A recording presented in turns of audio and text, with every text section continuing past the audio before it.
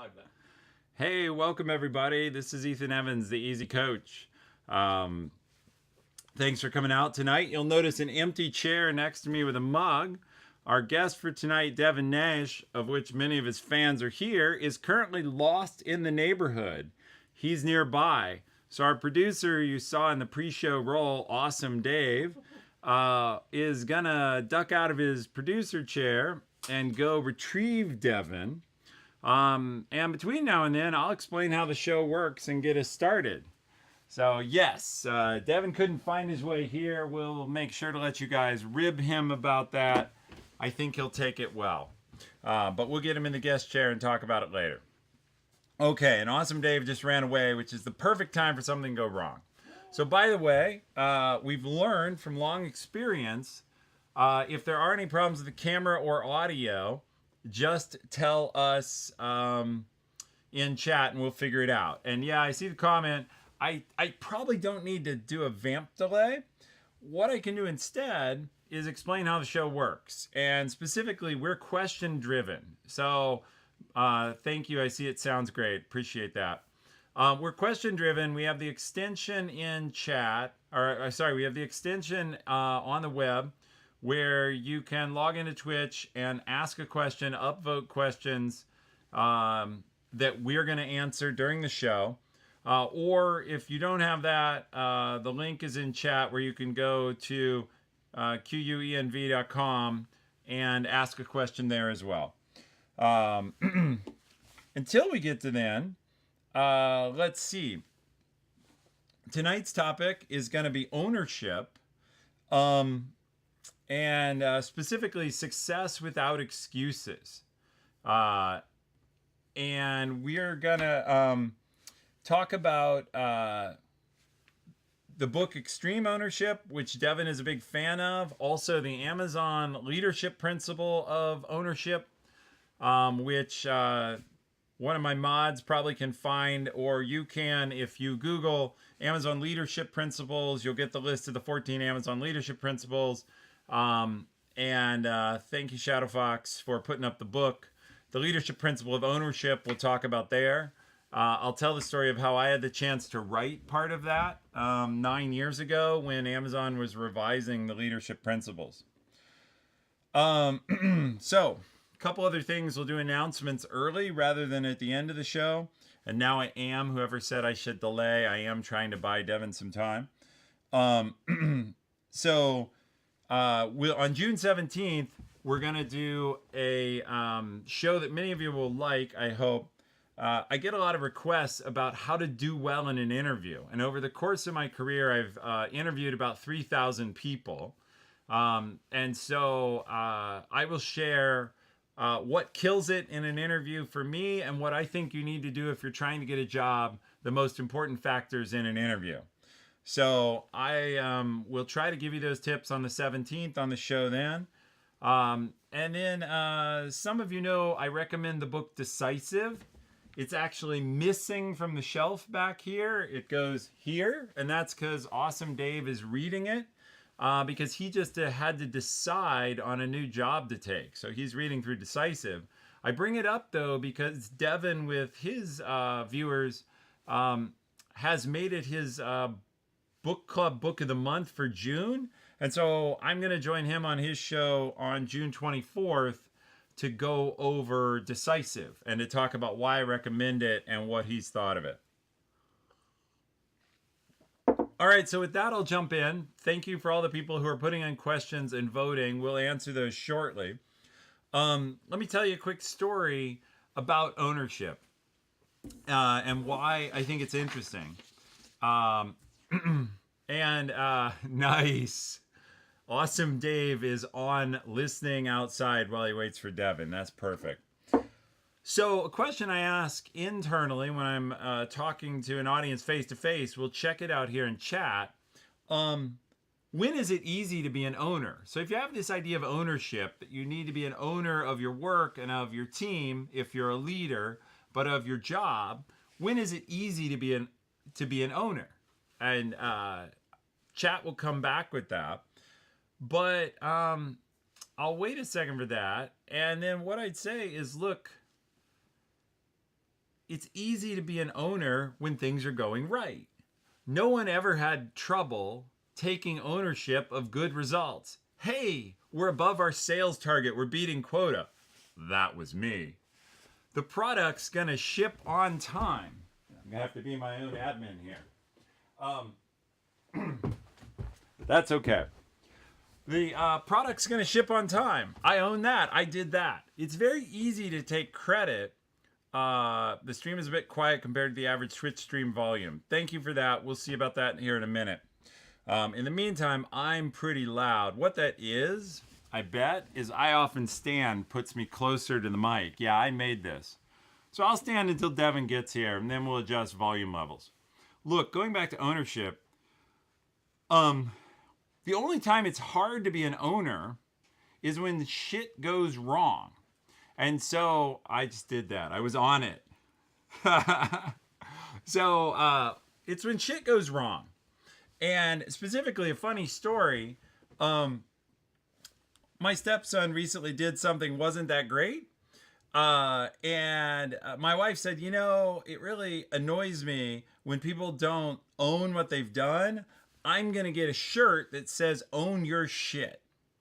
And I thought, you know, I know this company, they sell a lot of shirts. And I went on Amazon and I found her an own your shit shirt, which she loves. But she made a good point last night. That's really ownership. You have to own your shit. Because it's only when things go bad that you have to be an owner. It's easy to be an owner when everything's going well.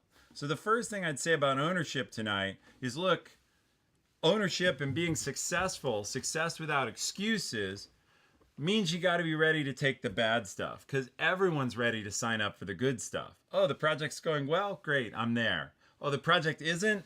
That was Devin.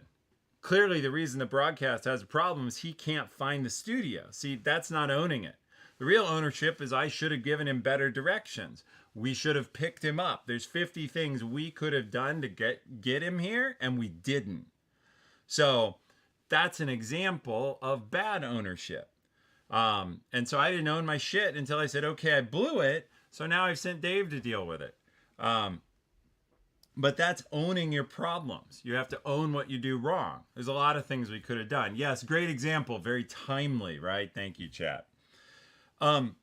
So talking about ownership, at Amazon, we have a leadership principle of ownership. It's slightly different than the notion of extreme ownership, but I'll share it real quick because it's public. And by the way, it's a good point for me to remind everyone, when I talk here, I'm talking for me. I'm not talking for Amazon. I'm not talking for Twitch.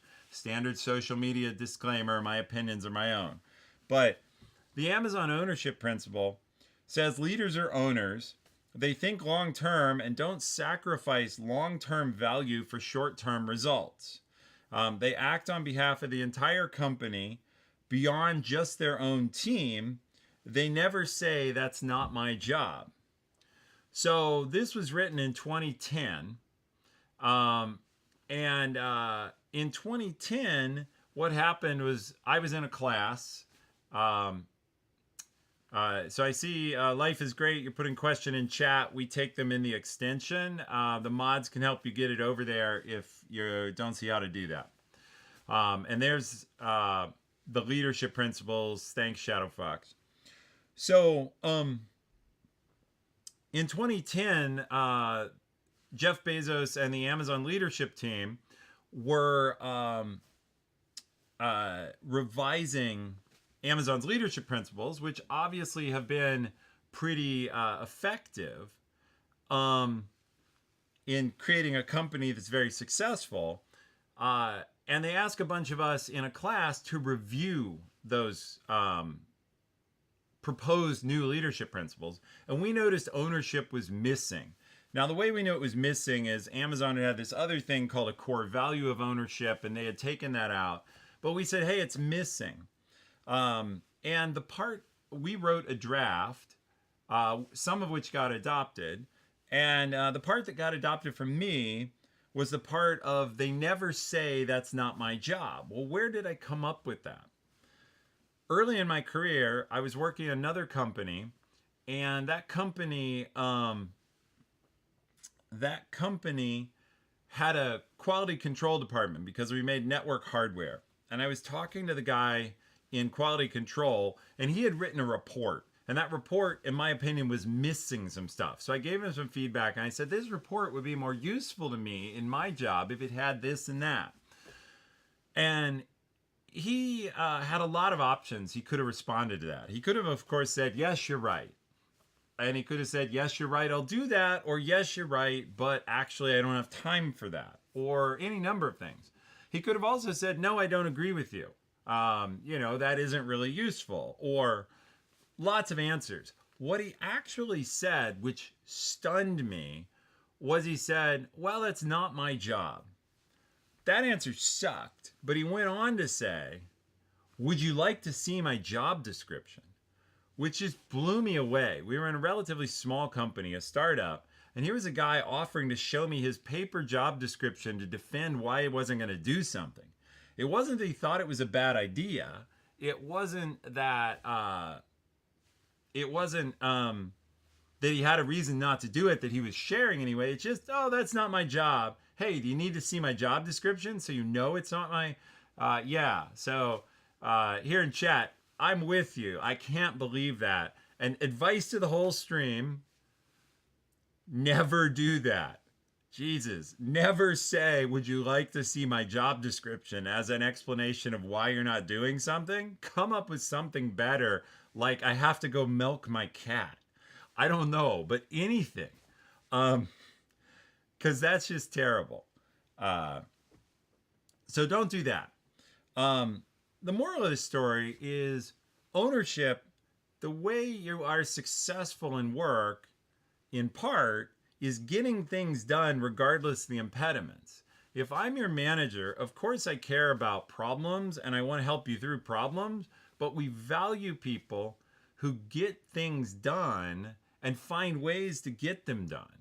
And if you're trying to have a successful career, whether it's your own private business, a small startup, a big startup, we're looking for people that we can trust to finish something.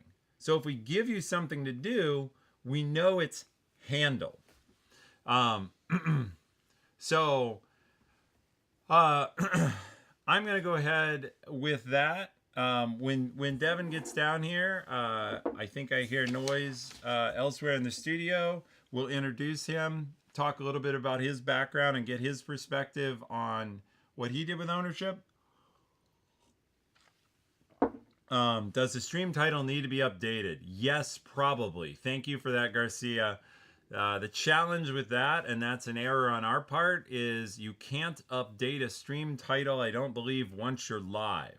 And so we're not going to kill the stream to fix it. But it's funny, producer Dave was hoping to get through a single stream without a technical problem, and he's probably missed that one. So I'm going to hit the controls here on something else. But let's see. First question up is, what do you do when you're asked to take ownership of something but your plate is already full? This is, okay, well, you guys say it can be updated live. So I'll let Dave do it when he gets back down here, and we'll fix it. And I see ThinkPad Thai, what's the SOP for follow-ups in response to a comment? Actually, generally, I take those live. I see them. So your question was, Ethan, as a manager, how did you follow up with that gracefully? I'll take that real quick. And I see Akbala comment, yeah, okay, so we'll update it live on the stream. It won't fix the email notifications. Anyway, I normally see follow-ups in chat, and I just handle them there. So how did I handle that situation? Well, that guy didn't report to me. So, and I was pretty early in my career. So I think I walked away shocked. I actually left stunned. And I remember I was probably not as mature. I told my boss what an idiot he was. And my boss shared back with me that she thought he was an idiot as well. So that wasn't a really productive conversation. Like, it wasn't very nice. But one of the things that's tough is if you have somebody who's not very motivated, what do you do? I think we ended up going to his manager, and in the end, I had just given him a suggestion, but I think we went to his manager and said, hey, like we told him the story and said, you do what you want, but this seems like a coaching opportunity, like a place to help this gentleman understand what he could do better and differently. If I were doing that now and I was the manager or somebody who said that, or even someone said that to me, I would just challenge them right away. I would do it politely, but I just say, I don't think that's a very good answer. Like, we're all here to get things done. And then I would ask questions like, do you disagree with what I'm suggesting? And let's assume they say yes, then you can ask why. If they say no, then instead you can, if they say no, you can instead ask them like why they don't agree, or if they do agree, why they're not doing it then. And they may say, look, I don't have time, I don't have resources. They may have a lot of good reasons, but I would have challenged him on that's not my job, it's not my job description. I'd have said something like, well, I we're a dynamic company, and I think we all need to do what's most valuable, not what's in our job description. So I'm going to move on to the question that was asked. What do you do when you're asked to take ownership of something, but your plate is already full? This one I think is fairly straightforward. Now remember, I've said this on other shows. I'm always assuming that you have a reasonable boss. And I know a lot of you be like, yeah, I don't. We've talked about this problem before. If you really have a jerk for a boss, you can try and earn trust with your boss and build a better relationship. But if you have the opportunity, you need to work yourself into someplace where you have a boss who's at least decent, that wants to help you or is trying to work with you and trying to see the company be successful. I've been very lucky in my career. I've generally worked for managers who are trying to do the right thing, even if I don't get along with them perfectly. That's true in a lot of professional environments. Wasn't Devin Nash going to come for a collaboration today? That's a news update for people joining. The empty chair and the mug are for Devin. He got lost in the neighborhood, and so he'll be along in a bit. Our producer's upstairs getting him now. Bottom line, you're asked to take ownership of something and your plate's already full. You can, and I hear him coming in. Devin, your adoring fans are waiting. I'm sure there'll be a story. Yeah, this will be good. I think this guy lives in the dark dimension. It's good to see you. It's ridiculous. Oh my god. There it is. Actually insane. Oh my god. Let me blow this up on Discord. All right, this will be good. Go nuts. Yeah. Thank you, sir. You're welcome. Appreciate it. Bye. I've been stalling for you. They told me to vamp. What's that? What? What's vamp? What? No, what's vamp? I don't even know. Yeah. Is that like a meme? Yeah, no, it is a meme, but it would be one. It can just mean stall, but it can also mean provocative poses or other. I'll have to watch the VOD. Yeah, no, we didn't do any of it. I just stalled on your behalf. I'm so sorry. It is very rare that I don't have my. Can I curse on this show? Oh, absolutely. I don't have my shit together, and the first part of ownership is taking extreme ownership for not being on time. I literally like my Uber driver. Hi. Hi. It's so nice to meet you. I'm Devin. Hi, I'm Phil. It's nice to It's meet a total you. pleasure. Yeah. Okay. Let me blow this out on Discord. While you were out, Dave, did you see the comments about the stream title being wrong because you were watching remotely? Yes, I see that. Yeah. So Awesome Dave's gonna fix it. We're gonna let Devin blow this up on Discord. This is a perfect time to both praise and humiliate Awesome Dave. Awesome Dave has just had the chance to accept a new job as Vice President of Engineering at a startup. Wow. So congratulations. We're not saying where yet because his team doesn't know where he's going to be joining. So in terms of ownership or just being a decent boss, it's not good to break the news when the employees haven't heard it from their current manager. But I'm very happy for Awesome Dave. He'll get a chance to to demonstrate ownership in his new job. And we'll tell you all about it on a future show. So, all right. You're still working on this. I'm answering a question about what do you do when your plate's full. The questions come up in the left, so I'm on question 1. That's so professional. Yeah, well, Goodness. that's the great thing about having a software developer as a producer. It really is. So Dave built that. He Did you did really? make that. Yeah. That's amazing. You made this. He made this. That's really yes. cool. How do we do? Are you mic'd? How does the mic work? Right there. Look up. You have your very own Wow. This is insane, dude. That's actually super. Dave made fun. this too. That's awesome. That's so cool. This gets me excited. It's like great. You have a yeah, mic. we're in a basement right now. You wouldn't know it, but we're just in a basement. Like actually, like. Yeah. No, you made this. Coffee made it. So there you have it. So I know it's taken us a long time to get to this question. Sorry, we have to get our honored guest here, and we'll do his intro as soon as he's done talking to Discord. I'm getting us. It's all good. I'm getting us alerts. Now I don't have a connection. Oh, Yeah, I can set you up. so we need the. All right. I should leave. You do whatever you want. We can bring the producer up. They've seen him on site. So answering the question. What do you do when you're asked to take ownership of something but your plate is already full? That's pretty simple. You tell your boss, hey, look, I have a full list. Do you want to look at my priorities? Is this higher priority than some of the stuff I'm working on? Now, I said earlier, this assumes you have a decent boss. If you have a boss who's just trying to pound more work down your throat and doesn't care what else you have to do, I guess you have to make hard choices about how to survive. But even then, if your boss is asking you about it, even with a jerk boss, sound is good when you're standing. I know I commented before. Yeah, we're going to sit, so Dave will mess with it. Yeah, unless you want to stand for 2 hours. We have a nice chair. I could do anything. You could do anything. Could... Well, and I guess in your case, you'll only be Except for on standing for an Amazon. hour and 50 minutes, right? Yeah. Yeah, depending on how far we go. Well, no. I don't know if the show has like a time limit. Oh, you want to mess with the mic physically Well, now? we could. No. I just figured you'd change the pickup a little. We can do the pickup a little. I'm testing Ethan to see how he responds in situations that go uncertain. Okay, this is all a test. Yeah, that's good. You're doing well. That's because he wants me to go back on his show and, No, but see, I'm not going to make you hold a mic for 2 hours or 4 hours, right? Last time I was on Devon's show, It I made held you a look mic. so like professional though. Holding a mic? Yeah. Oh, I don't know about that. You were like the star of the show.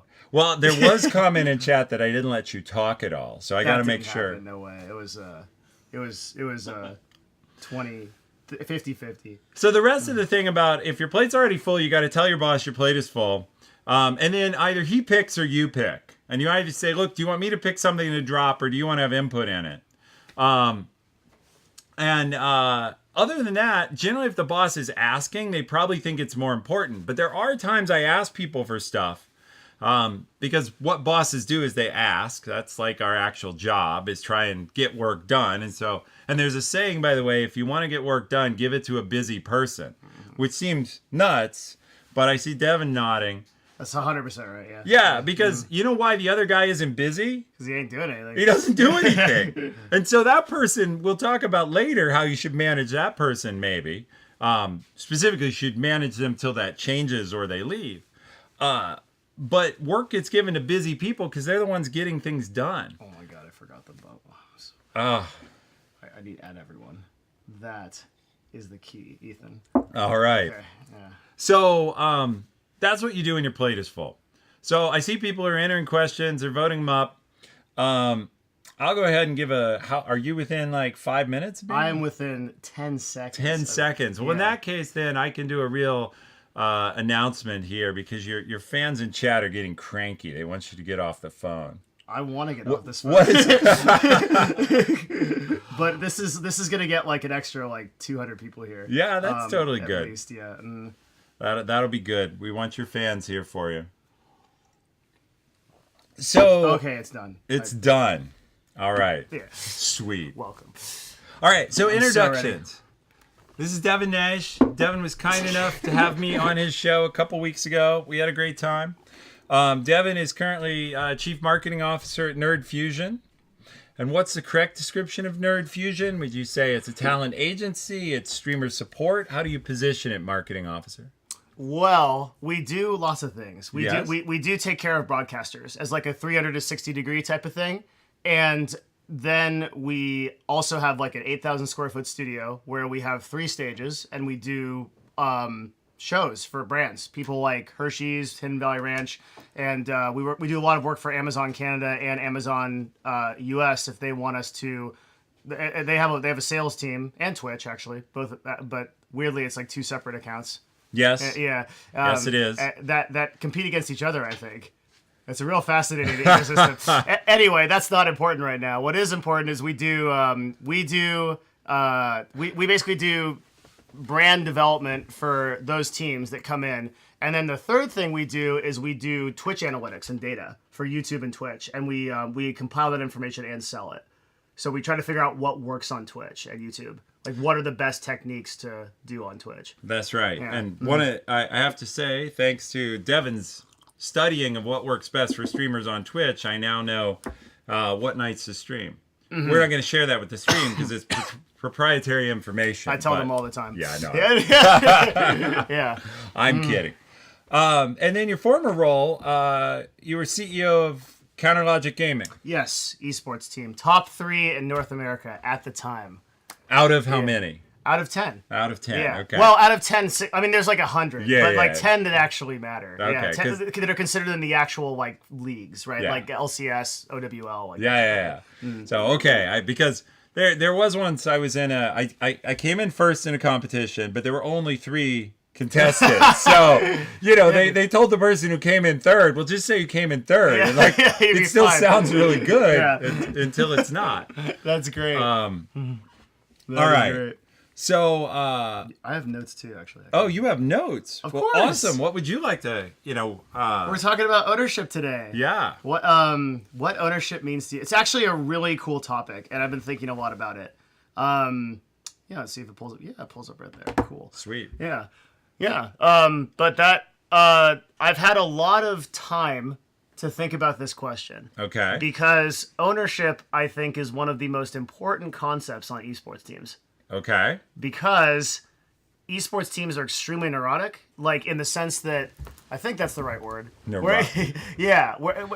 Chat will give us a definition of neurotic. We give them jobs. Bipolar. Yeah, you should give them tasks. Give them tasks. I was just talking. I mean, they have the interwebs right there in front of them. Devin outsourced this question. That was on my stream earlier today. I was talking about, you can of course he knows. You can like third party outsource anything. Yes.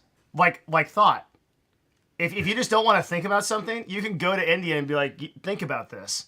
Most people just go to Facebook and ask for recommendations. I didn't think about that, but yeah, I mean, are you going to pay another person to think about that thing? And so an example that I used was one time I bought a pair of pants from H&M. Okay. And I really liked it, but Yeah. then they stopped selling them. And Right. I was like, are you serious? And I called H&M and I'm like, and they're like, we just don't have those pants anymore. So I was like, okay. And I called up my firm in India and I said, if I send you these pants, can you make them? And they confidently said, we'll give you the exact same pants, like thread for thread. And they sent me back 3 pairs of the exact same pants for $10 a pop. Wow. And so and originally they were like $120. Exact same. I could not tell the difference. I washed them, all of them, and I had 4 then, and I couldn't tell the difference between my original ones and the other 3. So they even put like an H&M label on them? Yeah, Like, everything. Yeah. Oh my the God. whole thing. Yeah, it was amazing. So we were talking about outsourcing. Hey, on the but show. I just want to say there are no fakes on online sites. Right? You can't buy when you buy merchandise, it's gonna be the authentic thing for sure. Oh well, we had, yeah. I mean, I don't refer to any particular site. Yeah, I also outsourced like what to give my girlfriend Nice. in terms of like a gift or something, and I was like, What I was you like, meant you was think about this. you reached out to someone. I'm gonna help you here. Yeah. You reached She's out. not watching. That's Yeah, okay. She's It's- asleep. Yeah. You Oh, reached. she is here. Rip. Oh, okay. What you mean though, I'm sure, is you reached out to someone who's an expert in thoughtful gifts and thought, advise me because I want to express my love really fully You're and I so want good at help. this. Yes, that's exactly what I did. Yeah, exactly. that's- And did it work out? I I think so. It hasn't. Okay, well, it we'll hasn't get come to feedback pass yet. we'll get feedback later. The red face. Yeah, that's not good. Yeah. Oh, well, awkward, yeah.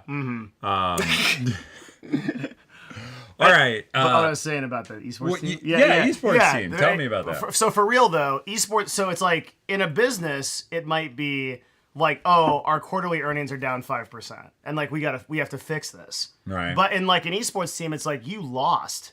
You just lost the game. Your team is mad. 2 of your players are nuclear and want to leave, and like the rest of the team doesn't see any hope because they're all like 18 and don't have any concept of like staying with something, right? And then they've heard from their friends that the team over here is awesome and they're winning right now. So what if we just go over there?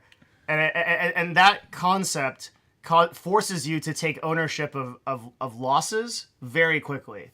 And one of the core... Because you're either going to take ownership of the loss of the game or of the loss of the players. But the loss is coming. Yeah, exactly. 100%. And like, after you do that, the core concept that I landed on, that I learned from Gary Vaynerchuk, was that as CEO, everything is your fault. Everything. Literally everything. And even if even if you have never interacted with that department before, that you've never even met the people, it is still your fault because you're the only one that has the hand in every honey basket. So you could have changed that SOP. You could have changed that operating procedure at some point. Yep. Right.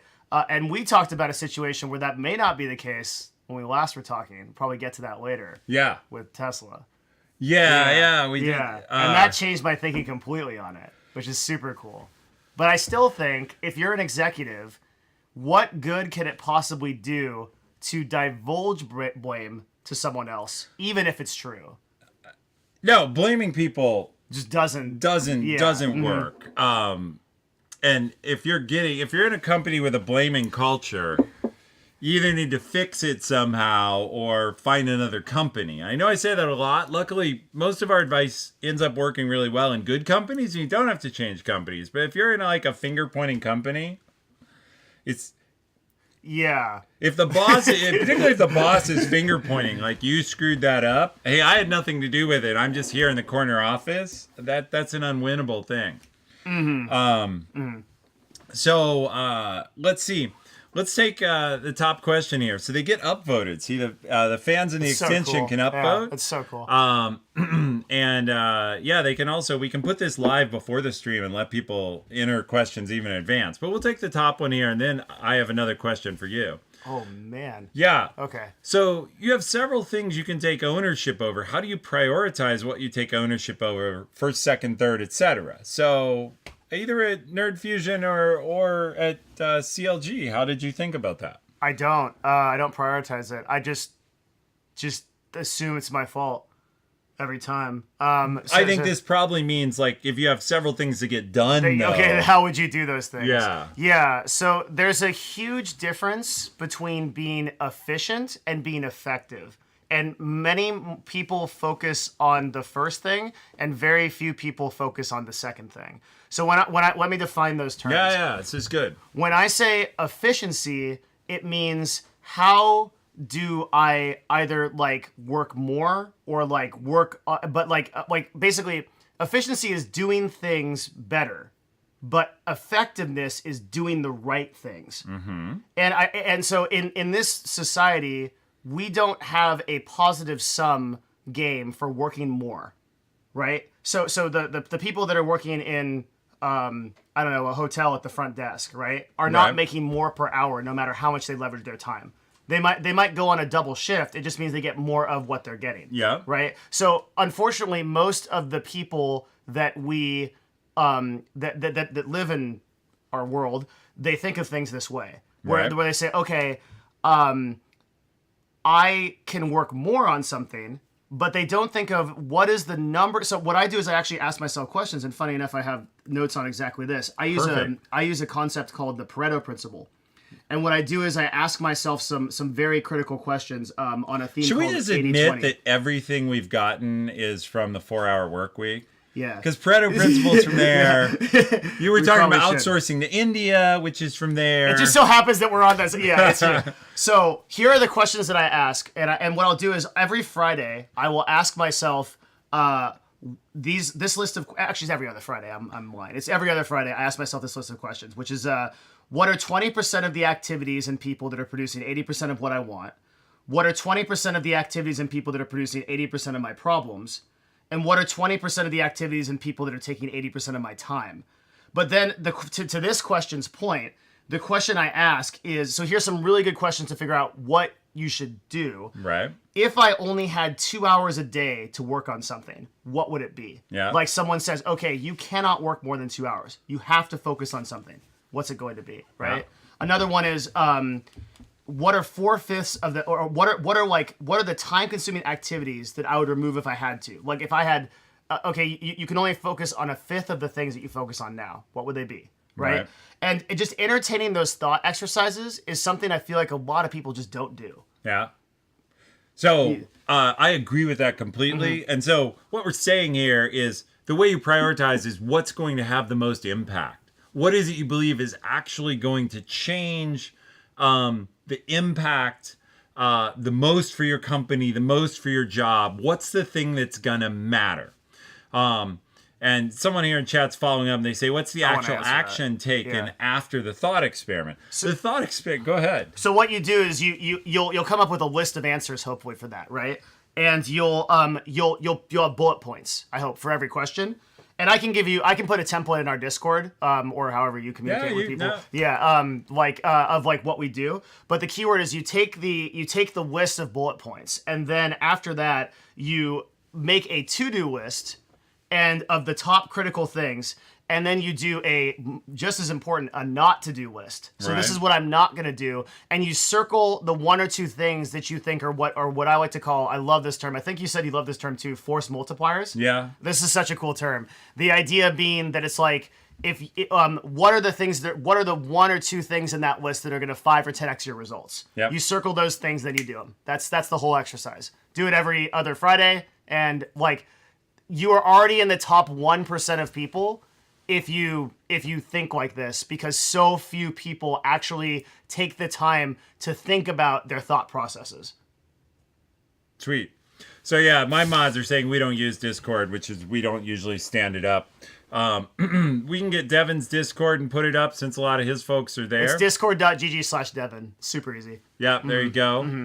That vanity URL. Yeah, nice. Good for you. Took me a while. Like the worm. Oh, it's a dog.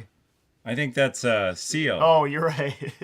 Okay. I've been trying to figure out what that thing is all day. People have been spamming it in my chat. Yeah. So, couple things I'd add to what you say. When you're trying to decide what to get rid of, now they're trying to make it look more like a dog. I don't know, man. Looks like a seal to me. Looks like the type seal that you're not supposed to club. The last couple of shows were like super professional, and I just really enjoyed like the entire breakdown of that in chaos. When I came on, it's just immediately a shit show. It's great. Well, you're the one who said it's completely my fault. No, that. Yeah. No. Yeah. I said it was my fault before you got here. But you're the one who said that who you are is determined by the 5 people you spend your time with, right? Yeah. So what and this show is, is if I bring Devin on my show, it becomes much more chatty and lighthearted, or in his words, a shit show. Yeah. You pick. Will I become more like Ethan? Ethan become more like me. That's exactly what should happen. Yeah. It's who you hang out with. That's cool. So I would love to become more like you. All You're right. an awesome person. Well, thank you. Yeah. Thank you very much. A couple hints here on how to prioritize. I was talking about this last night at Amazon when I was teaching there. We have tons of email, and I'm an email machine. He really is. I can crank through email at a sick rate. But what we don't do is email usually is never the most valuable work. So I was telling people, look, you have to do what matters, not answer the email. And so I was telling the people in that training class, you're going to go home from this class, you're going to have a bunch of ideas, you're going to have a bunch of backed up email. don't do the damn email. It will wait. Do what matters. And so you have to push off the crap because people get mad at you for not answering the email. Your boss will get mad at you for not answering the email. Yeah, we need a session on Ethan's email secrets. You're insane at that. I expected like when I would email him that like it would be like I was like, okay, I'll get a response in like 3 days because he legitimately told me, and I completely believe him, that you get like 200 to 300 emails a day. Yes. I have never seen you respond in less than like 30 minutes. I have no idea how you can do this.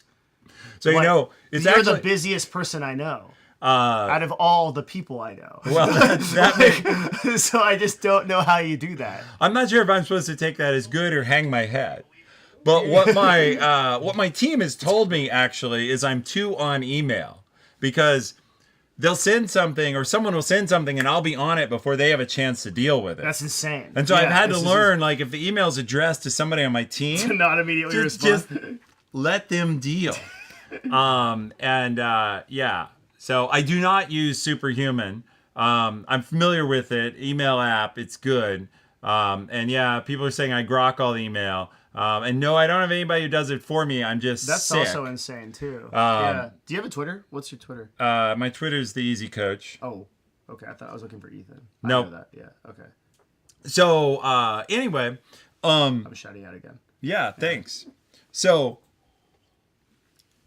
my advice is you gotta put off. You'll have to do some of it. I told this story at work. You have to do some of the crappy work that sucks up time that isn't high value. Like there's no way to avoid some of it. Especially when you're getting started. But Yeah. in the end, the high leverage work, you've got to make time for it. And I say this on my stream all the time. There are no super easy. We can give you advice on how to be successful in your career or at your business. We can't give you advice on how to do that without working hard. And so sometimes you have to work harder. And so if you have to get up earlier, that is what it is. Human beings are lazy inherently. Well, no, we are. Yeah. Like, we try and do the lazy thing. And so I'll tell a quick story about this where I didn't take ownership and I screwed myself this morning. It's a long commute to my office from home. And I needed to be in for a meeting. And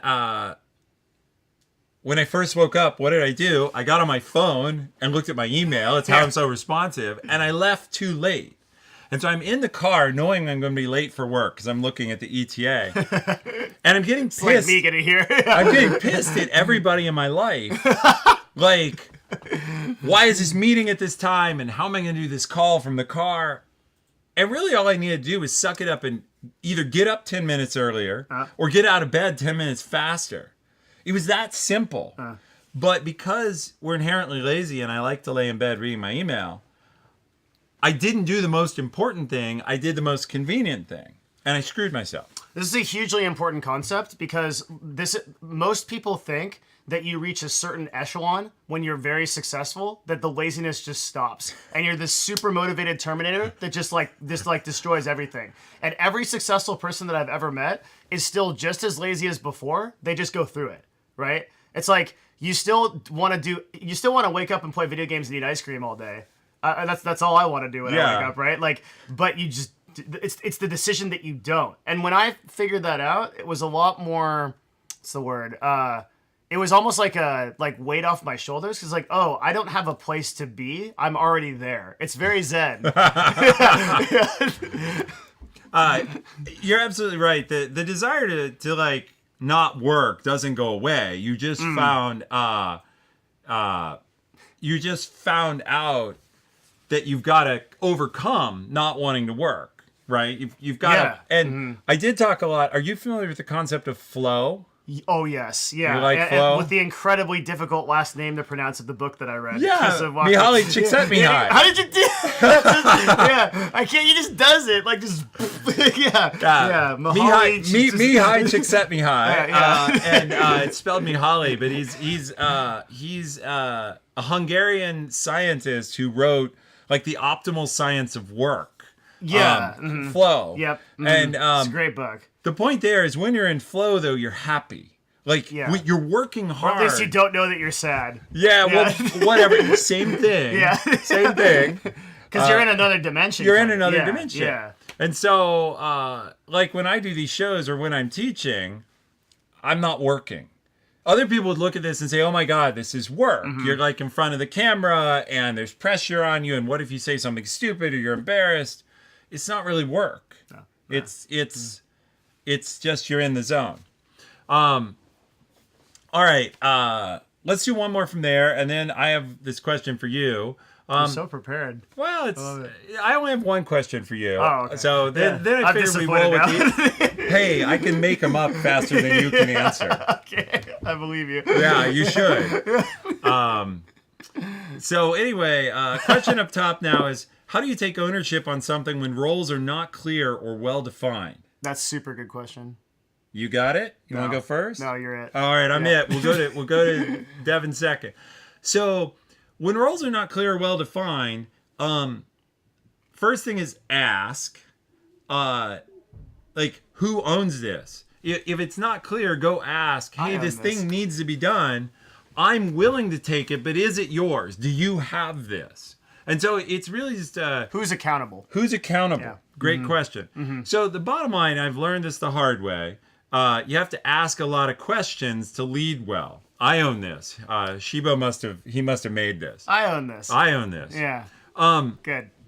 And that's great. I love that answer. As a boss, by the way, I love that answer. I love the answer, I own this. I think ownership and accountability are two separate things. And Okay. I actually wrote this in my notes. Okay. Tell us. When you hold someone accountable, you can still retain ownership of that situation. So the way that it would work is you would say, let's say you have an employee and you so the way that I do projects with employees is I basically say this is our project, right? Yeah. But you're in charge of it. Right. So I think my responsibility as a leader is two things. One, and the most important thing, is I have to explain why it matters. Yeah. Start with why. Yeah. So that's Simon Sinek. Yeah. Start with why. Dude, we're just on the same. It's insane. Yeah. Our book lists are basically the same. Basically the same, man. That's so great. And by the way, one of the stories we have to tell. Let's interrupt. Yeah. How did we end up meeting? Well, why? What caused it? Well, a random meeting at Nerd Fusion with Severs. Which had nothing to do. I didn't know you existed. I didn't know you existed. Right. Yeah. So super serendipity. Yeah. We're about 20 miles apart max, maybe 5. I don't know. How long was your Uber ride? 10 miles? Yeah, not bad. It was 45 minutes. It was many minutes, but a very short. I could have ran faster, probably. Yeah. I ran halfway. I ran 2 miles, legit, to get here. Yeah, because they dropped me off on some random hill, and then didn't wait. He was like, "Good luck," like basically get out of the car. And I was like, "Okay." Drives off immediately, and I'm like, "It's raining. My GPS doesn't work. I'm lost. I don't know what to do."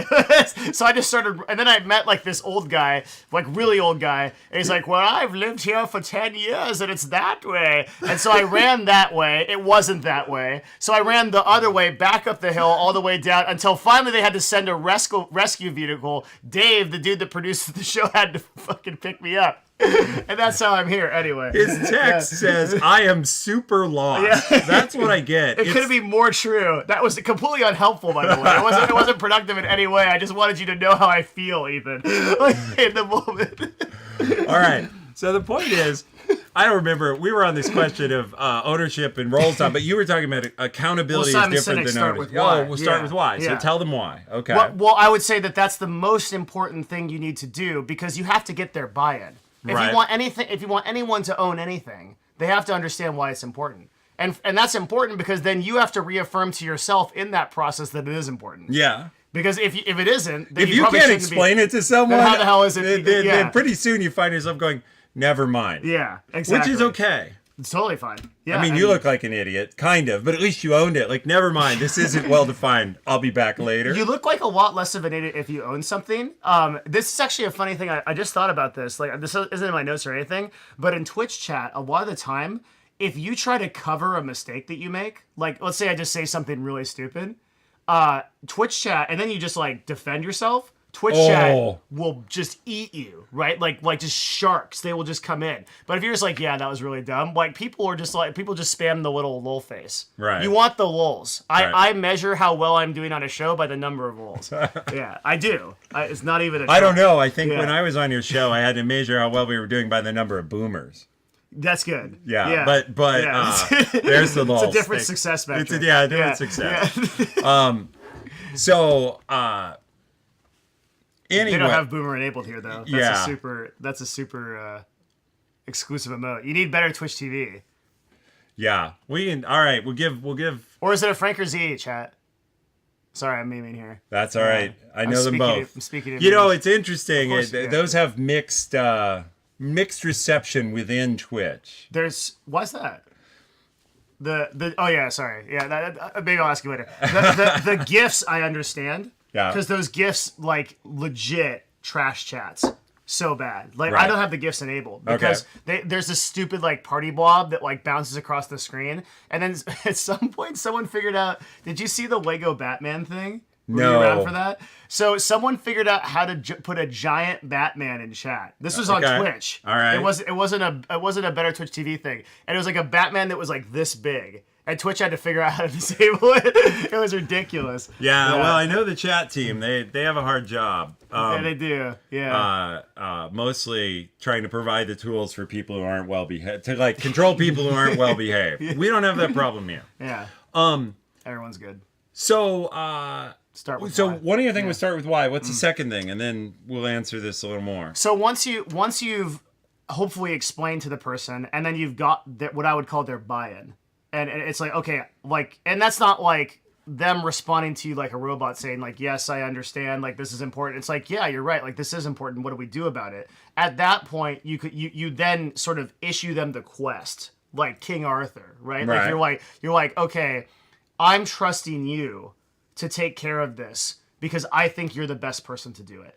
So that means that we're going to hold each other accountable, you for running the project and me for helping with in any way that I can. Because I think a very important concept in ownership is you don't, at least this is what I believe, and I'd be really curious to hear your opinion on this, but I don't think that, this will sound like a meme when I say it, it'll sound like executive talk. I legitimately, in my mind, do not think that those people work for me. I think I work for those people.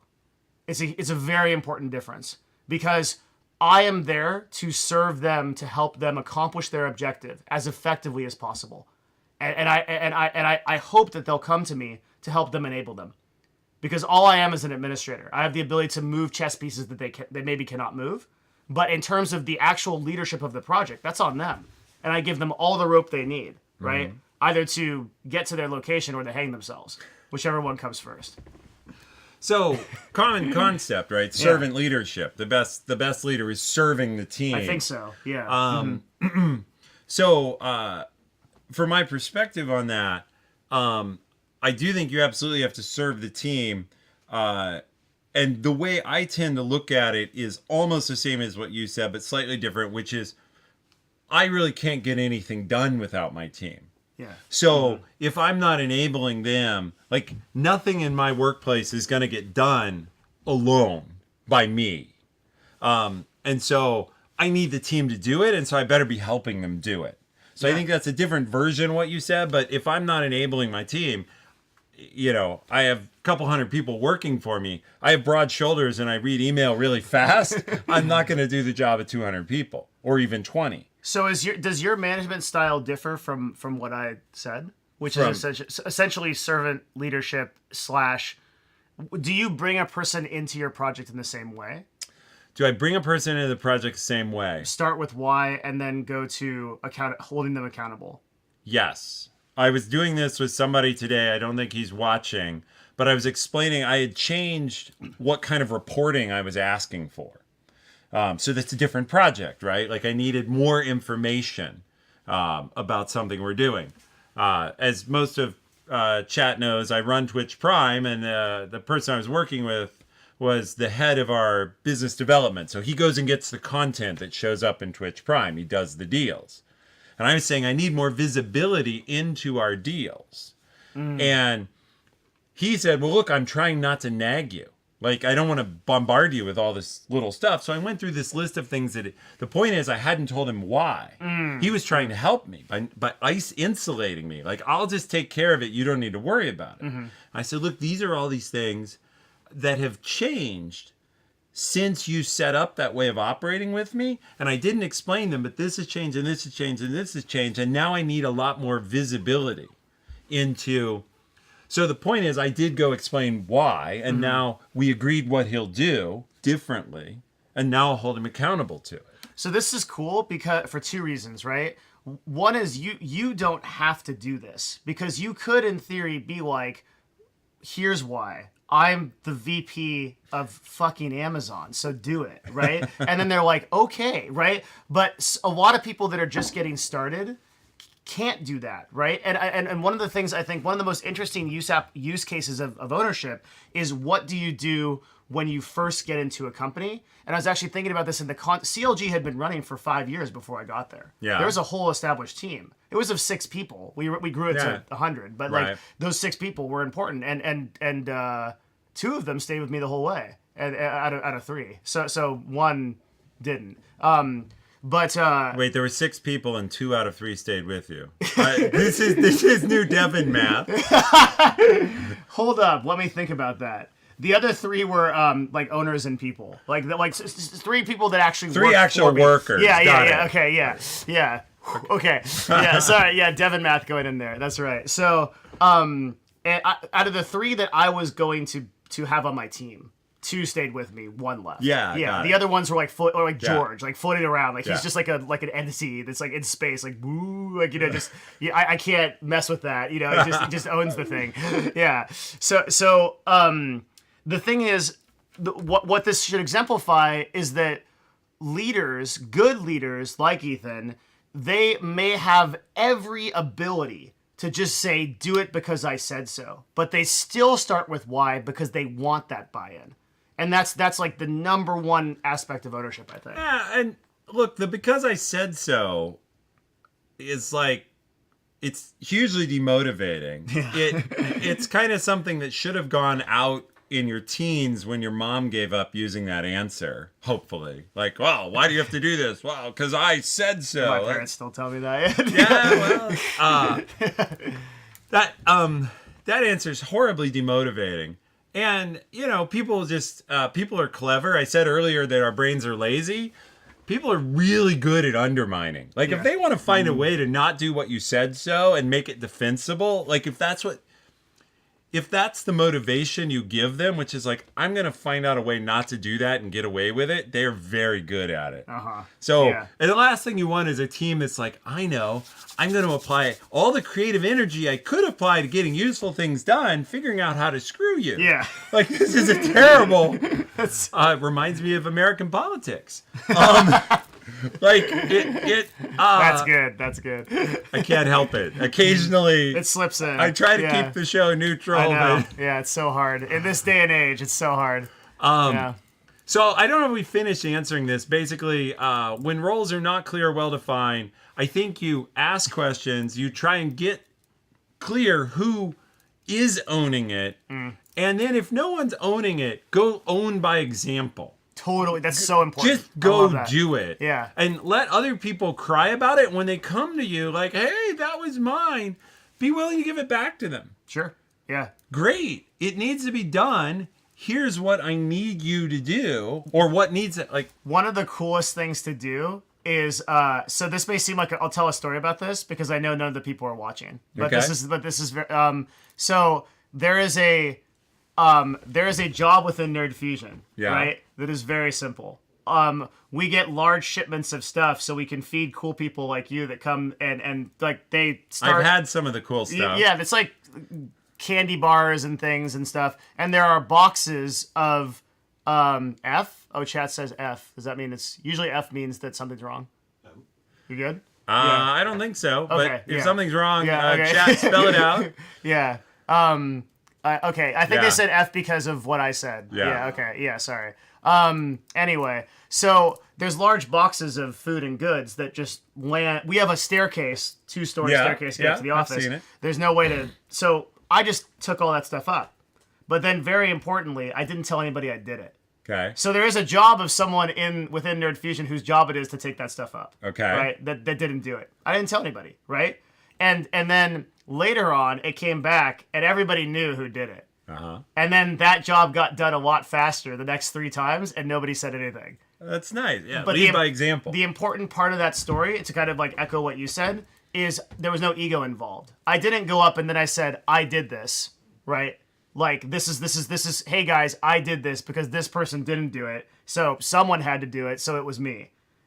I didn't do that. I just did it, and then I didn't say anything. Well, and that was the end of it. We're going to talk about our favorite book on this topic, Extreme Ownership. Yes, yeah. And it's the Jocko, the comment of the leadership you get is not what you say, it's what you tolerate. Yeah, and therefore it's what you actually do. Yeah. And so, if you go lead by example, most people will do it. So someone in chat had scrolled by, it said, Bill Gates said lazy engineers do the best work. And so I was bagging on laziness. There's two different types of laziness. That's probably not right. No. Actually, Bill Gates did say that. And what he meant was engineers who want to make their own jobs easier, they write software to automate all the shit work. Okay. And so that is what they mean. They think hard about what is the simplest way to do this. Look, the inherent motivation to be lazy is not bad. It means you try to figure out how to get the most effective work done, not how to crank out the most. Let's face it, you were talking about somebody who's working at a hotel front desk. They don't have their options to be lazy or like kind of do their job poorly or be slow. Yeah. They don't actually, if they want more money, they don't have the option other than work more hours. Whereas if you're in a different job with higher leverage, you actually have a way to be lazier in the sense that you can get more of what you want in life without, my only options, take a double shift, take the all-night shift, take the holiday shift where they pay overtime. Yeah.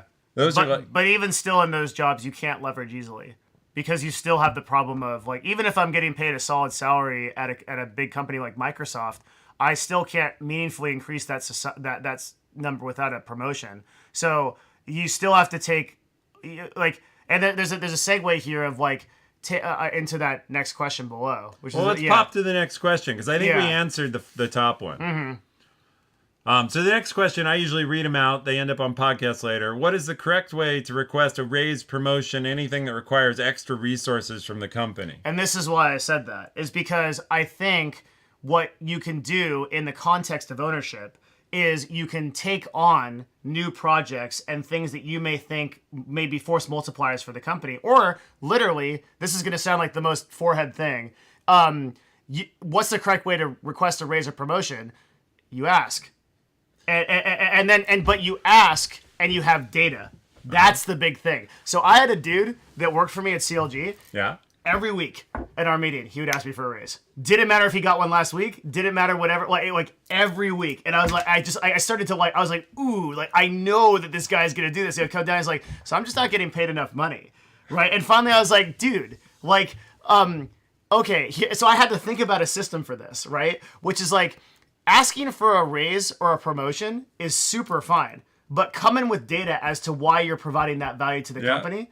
That you can't ask for that. Specifically, it's provide value. Yeah, and by the way, for if you go to our YouTube archives, which mods will put up the link right now, I did a whole show on how to get raises and how to ask for a raise. So there's a whole show complete with a PowerPoint slideshow embedded in it. I did it a couple weeks ago. You can basically see my advice. It's very candid. I knew my own team would be watching it. So the last slide is like, if you're on my team watching this and you're coming to my office tomorrow, here's what to do. Here's what to do. Yeah. Here's what to do. Yeah. And my simple answer is, you want to be paid more. My answer back is be worth more. Be worth it. Yeah. Be worth more. The internal calculation as an executive that I do in the company is I'm thinking about the ROI of that person as it relates to their job. Yep. So if I'm paying them $100,000 a year, right? They better be returning some multiplier of that number, which could be $500,000 a year. Most people are 5 to 1, I think, or some people are. It depends on the industry. But if I'm paying that person $100,000 a year and they're losing me money or making me less money, then they come in to ask for a raise, I'm mad. Like I get. I go the other way. Yeah. You get feedback about what you're not doing. Yeah. So chat here wants to know, did anyone actually come in the next day? And the funniest part about that, I did that show, Guniash, because you were watching. I did it 2 weeks ago, 3 weeks ago. Not a single person I totally believe it. Yeah. has been by. That's so interesting. Now, maybe they're all over my, the people who report to me. Maybe they're all over them, but I haven't heard it. I haven't been asked to approve an off-cycle raise. Did you ever hear the study in New York? What they did was they took 2 job positions. Yeah. Exact same description for the job positions. One was changed the title only. One was for a C-level position. One was for a low-level management position. Again, exact requirements for same jobs, right? Right. The first application for the low-level manager got over 200 applicants. The C-level got 4. Yeah, Because people think that everyone asks. Nobody asks. Nobody asks. Yeah. This is true. We give it about you. So first, for anybody who's listening to our talk, either after the fact or live, you're already ahead of the pack because you're actually trying to be a better owner and trying to do good work. That's basically nobody. Now, in really good companies, it's a percentage. There's a percentage of people. But still, I tell people, it says here in chat, people don't want to be denied. Photon. You're right. This goes back to our favorite book, 4-Hour Work Week. Yeah, it's so good. In that book, the author says, he quotes somebody else and says, look, we figured out that how far someone will go in life is basically the number of times they can handle being told no. And that is for sure true. And they have an exercise in the book that we talked about on your show, which is where you go lay down in a mall to get comfortable. Like you go lay down in the middle of a busy mall. Or He did this. I have done it once. I went to a mall and just thought, I'm going to try this crazy exercise, which is just being comfortable with discomfort. Yeah. Like, this isn't going to kill me. Yeah, people are kind of staring at me, and it seems weird to be laying on the floor in the middle of a, busy thoroughfare. But, if you can be comfortable with that discomfort, you can get so much more done. Don't lose your screen there, Awesome Dave. Yeah, there's hand managed tech in the background. What happens if you lose the screen? It takes these down, they ghost. Nice. Okay. So despite the fact the monitor is set to never ever ghost, for some reason it still does. So you can just set the power options in it, and then We'll look afterwards. It's so one bizarre. of the things I totally hate is when random people give you tech support, and then you've done it right because you're an expert at this, and I'm like, well, did you turn it off again? It's just there's a human need to give support to people. Like Twitch chat does it all the time. Of course. If you have a problem on your stream, all of a sudden everybody is a network operations specialist that's ready to go. Oh, did you check the kilobytes? Things like that. And you're just oh my god, dude, so bad. Oh, I think there's a challenge here now, though. When are you gonna go lay down in the mall? The next time I do an IRL stream in a weird place, I will lay down there for you guys. All right. Yeah. It's Perfect. already kind of weird to do an IRL stream. Yeah, to be around with a camera. I was with my girlfriend in Redmond. Sorry to interrupt. No. Yeah. Go crazy. And I was in a we were just in a market, and then we had a live stream, and I sat down at a table, and someone just confronted me and was like, I don't want to be filmed. And I was like, okay, and I just got up and left, right? But it was it's that kind of thing. People were very hypersensitive of that. So there's a certain level of discomfort that comes from just streaming in IRL. Absolutely. Yeah. Absolutely. Yeah. And, you see it at TwitchCon, but nobody very few people. Yeah, it's Yeah. TwitchCon, right? You gotta go to you know the streamer Jake and Bake? I Big know streamer. yeah. That's an example of he plays loud sounds on his phone when he gets donations. Look,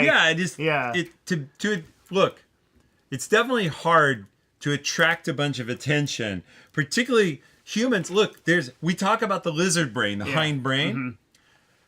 The lizard brain is wired that when other humans are looking at you with distaste or animosity or uncertainty, the lizard brain is because in tribal land, what happened after that? You got exiled. Right. Yeah. And what happened after that? You died. Yeah. You died. Straight up died. Yeah. Because a single human can't do anything more than if we're 500 years. No, if we're 100 years out or more, a single human just couldn't survive. Not for very long. Yeah. No. Yeah. And certainly not for a lifetime. Yeah. So that fear has been ingrained into us. And so if you're attracting that attention, that you're about to be exiled attention, it takes a ton of intestinal fortitude to get back. to fight Yeah. that. And that is why it is so hard to take ownership of things. Yeah. Because you have a fear of like, okay, if I do take ownership of this, am I going to get exiled? Yeah. Am I going to die? Am I gonna die? We did it. Oh, full circle. Yeah. Full Because circle. that's actually it. It's like that same fear is what powers people to not take accountability. Yeah. 100%. Yeah. All right. So I think we killed this question. Like, there's a whole show on the raise and promotion thing, plus you answered it well. Same answer. By the way, he's obviously not seen it, and yet same answer. Go be more valuable. Isn't that a really cool feeling though, when you've already done the content that someone asked and you're like, that's on my YouTube, and then Yeah. it's just like yeah, like just one of like, just awesome. Like that's what you just did there. I was like, I got that feeling through you. That was like you had already done that. Already and you're covered like, it. Here it Hammered. is. Yeah. Here it is. Provide that value right away, and you get that call to action to your YouTube. Which is That's super right. good. Yeah. So it nailed them all. Like, Awesome. I love doubles and triples where you're getting all the value. Yeah. So chat says that's why roles are unclear or not defined. People think they'll die if they take the role. It is true. People are afraid to step up. Like, fear drives so much of business. And so much of life. If you just think It totally does. a great question you probably have heard, but I challenge chat with is, what would you do if you didn't think you could fail? Like, if you knew whatever you did next or whatever you chose to do, you would not fail. So if you started a business, you would That's not so fail. cool. Yeah. You changed careers, you would not fail. Like, you somehow had this God-given knowledge that the thing you tackled would... Very few people say, oh, exactly what I'm doing right now. Yeah. And that means they're being held back by fear. They don't think they can do that thing. At least in part. Maybe they actually know they couldn't do it. Like, well, I'd fly around the building by flapping my arms. Yeah. Obviously, well, just because you know you're going to succeed at that, it turns out you're not. But at any realistic enterprise, people are held back by fear. Do you think that's a variation of like, if I only had X amount of time to live, what would I be doing? Probably. If you absolutely knew that you were going to die in a short amount of time, say 2 or 3 years, like what percentage of people would quit their job or do something different? I think a lot. I've thought a lot about this, though. Me too. Because Short there's Tesla. short Tesla. I love this guy. That's a meme in my, because I Yeah, shorted. no, I know you're shorted the famous. Devin is famously shorted Tesla. Yeah, I shorted Tesla at 345. That guy's fine. He's just weird. Yeah, that's all right. So, so anyway, and see that Shadow Fox nailed it. She added the permitted term bastard so that Lewis could have a say. So well done. Yeah. The Beyond Meat. How do I hate myself for not investing in the Beyond Meat IPO, even though Devin told me and I didn't? The true answer is there's gonna be a million opportunities like that. Yeah, there's a lot of it's just- stocks. Yeah, there'll be a lot. All right, let's hit the next one. Do you prefer clear accountability and ownership for a decision, or a consultative, decentralized model? I have no idea what the hell that question means. Is that some kind of? Is that Slytherin? Like what? like what is? What is the? So it is true. You sometimes have to reinterpret the questions. That's like playing politician, though. You just make the question what you want to answer. So what I think this I just one... assumed you knew what it was. No. Yeah. What I think this one means, though, is basically, would you rather one person make the decision, or you have a bunch of people who contribute? And I think the question's good a at little this. malformed in that you want a single person to be accountable. All of Amazon is built on this concept called a single-threaded leader, and I'm completely bought into it, which means one person is in the end accountable, but you can still have a consultative, decentralized decision. Not decentralized, you can have consultative, which just means there's a decision maker, and there's a bunch of people the decision maker is smart enough to include and ask to get informed on what decision to make. I assume in your business, you may be the decision maker, but you still take other people's input. Yeah, more so at CLG than here, because mostly I'm working with data, and Right. data's pretty straightforward, right? I know Amazon likes data too. Well, data is a Yeah. great, Yeah. data trumps opinion. I think so. It should. Yeah. That's one of our tenets at Amazon, which is just like data wins. Yeah. Doesn't matter how you feel about it. If the data is right and you do the work to validate the data, that's it. the Yeah. fact it says something different than what you like doesn't matter. Doesn't matter at all. So what I would say here is there's different levels of consultative. I'll talk a little bit about the Twitch culture internally and the Amazon culture because they're different. Twitch is a community-driven site. It's a community. We're supporting communities. One of our slogans is we play support. So we're trying to play the support role out in the community. Internally, therefore, it's very community and consultative. It has the advantage that when a decision is finally made, everyone's bought in. It has the disadvantage that it is somewhat slower to reach a decision. So that's the trade-off, is if you want to bring the whole community That together. makes so much sense now in the context of what I understand Twitch to be. Okay, well, yeah. Yeah. The Twitch That's culture is very consultative. Conversely, the Amazon culture is what ends up being called command and control. There's a boss, and there's people who work for the boss.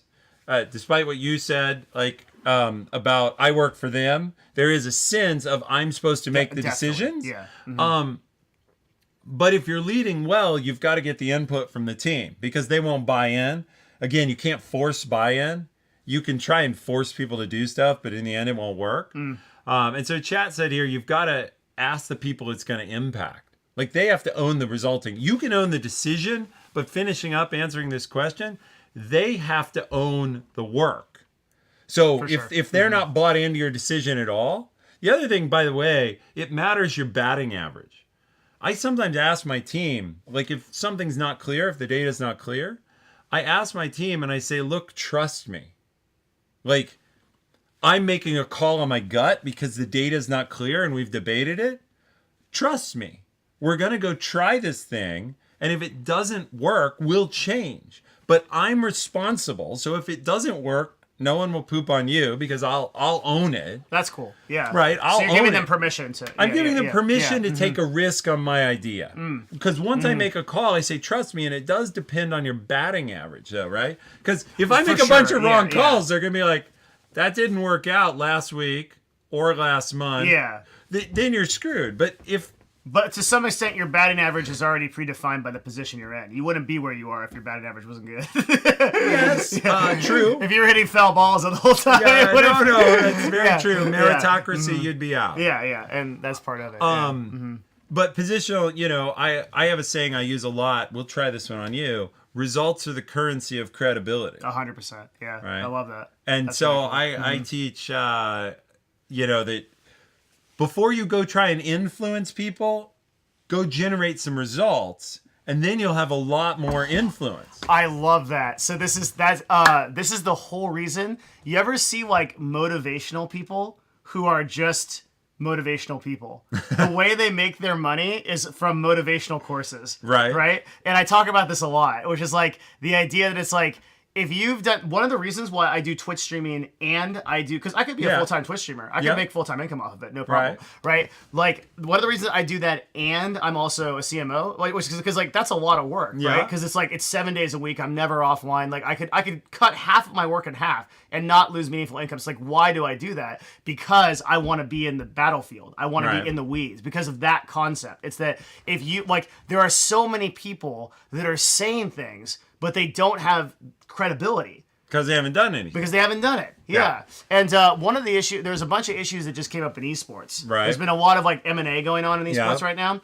And so many people just popped out of the reeds and were like, well, I think it's this. It's like they never ran an esports team or did anything in their life. And they're not even credible, like not even remotely credible. Like they don't have any business knowledge or anything like that, right? And it's like when a credible voice appears in a crowd like that, I'm not saying I'm that. I am saying I'm that credible voice for esports. Own it. Yeah. I am saying that. Yeah, like that makes such a huge difference in terms of like in terms of the quality of that thing, right? I really like that concept. That you just brought up. It's super cool. It's currency credibility. All right, we'll go to the next question. Actually, before we take it, we'll go ahead and let it pop up. But I wanted to ask you, we talked about the book Extreme Ownership a little bit. Where did you find it and what made you like it? I got started on the Jocko podcast, I'm pretty sure, because Tim Ferriss or Joe Rogan brought him on. Okay. One of those. So I have a trifecta of self-improvement podcasts. Okay. It's Joe Rogan, Tim Ferriss, and Jocko. Jocko. And Jocko does some... Have you listened to the Jocko podcast ever? I have not. He reads the audiobook, so I've listened to him It's talk. some hardcore stuff. All right, I'll have to get after it, because I like what he talks about. Yeah, he gets very deep into that. So, by the way, for anybody, probably everybody here knows Extreme Ownership, but quick story.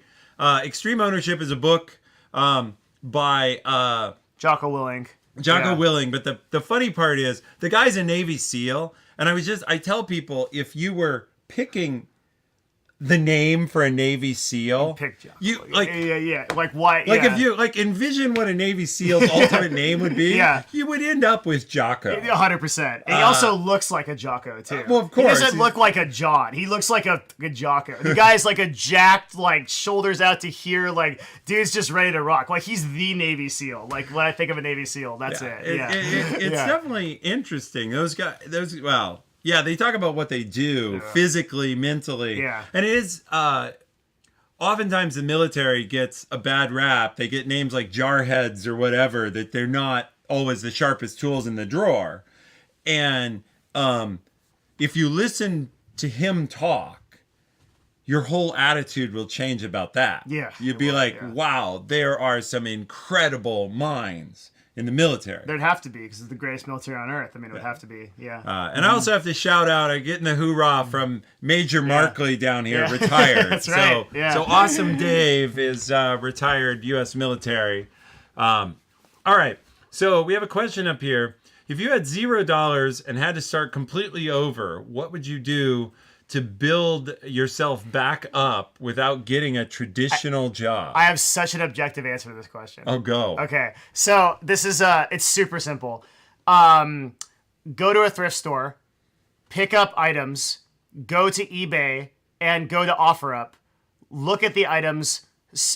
Look at items that are worth more than the ones that are in the thrift stores and sell them. This accomplishes several things. One, it teaches you how to sell, which is really important. It teaches you copywriting and e-commerce, because you're able to go and write ads. You have to take pictures. You have to learn a lot of skills that build up into a skill set that then allows you to sell, that then allows you to understand price differentiation. This tells you how to arbitrage, learns how to list accounts on websites, and then from there you learn a very important skill of seeing value in things where other people don't see that value, and you learn to be a little bit of a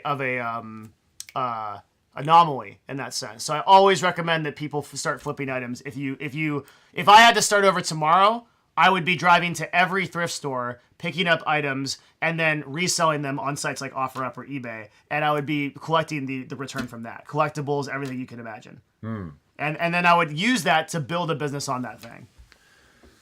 So it's interesting. I've never thought about this question, so I'm glad you felt you had it nailed. And that's a great example. $0 and you couldn't do a traditional job. I think if I couldn't do a traditional job, I had to start my own business. I would start any sort of boutique business, catering. There's a specialty for everything. Like I interviewed this guy today that after college, he started a website basically putting out ski resort maps and giving the restaurant listings. And like if you're trying to choose where to go skiing, you would go to his website and figure it out. But he realized there was a niche of people who like to ski and that want information, and he could serve it. And so he started a website, basically figure out, particularly where people who have money are trying to find ways to spend their money and get in front of it. Oh man, I actually have never done this before. I think I disagree with you. Okay. Fair. And I don't know what's gonna happen. Like I don't know if like when you disagree with like someone like Ethan, like if he's just like and he just explode. Like I don't know.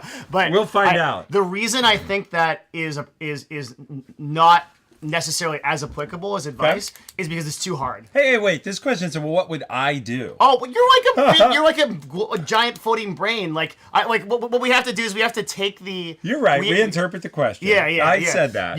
So the problem with like for a dude that's at your caliber.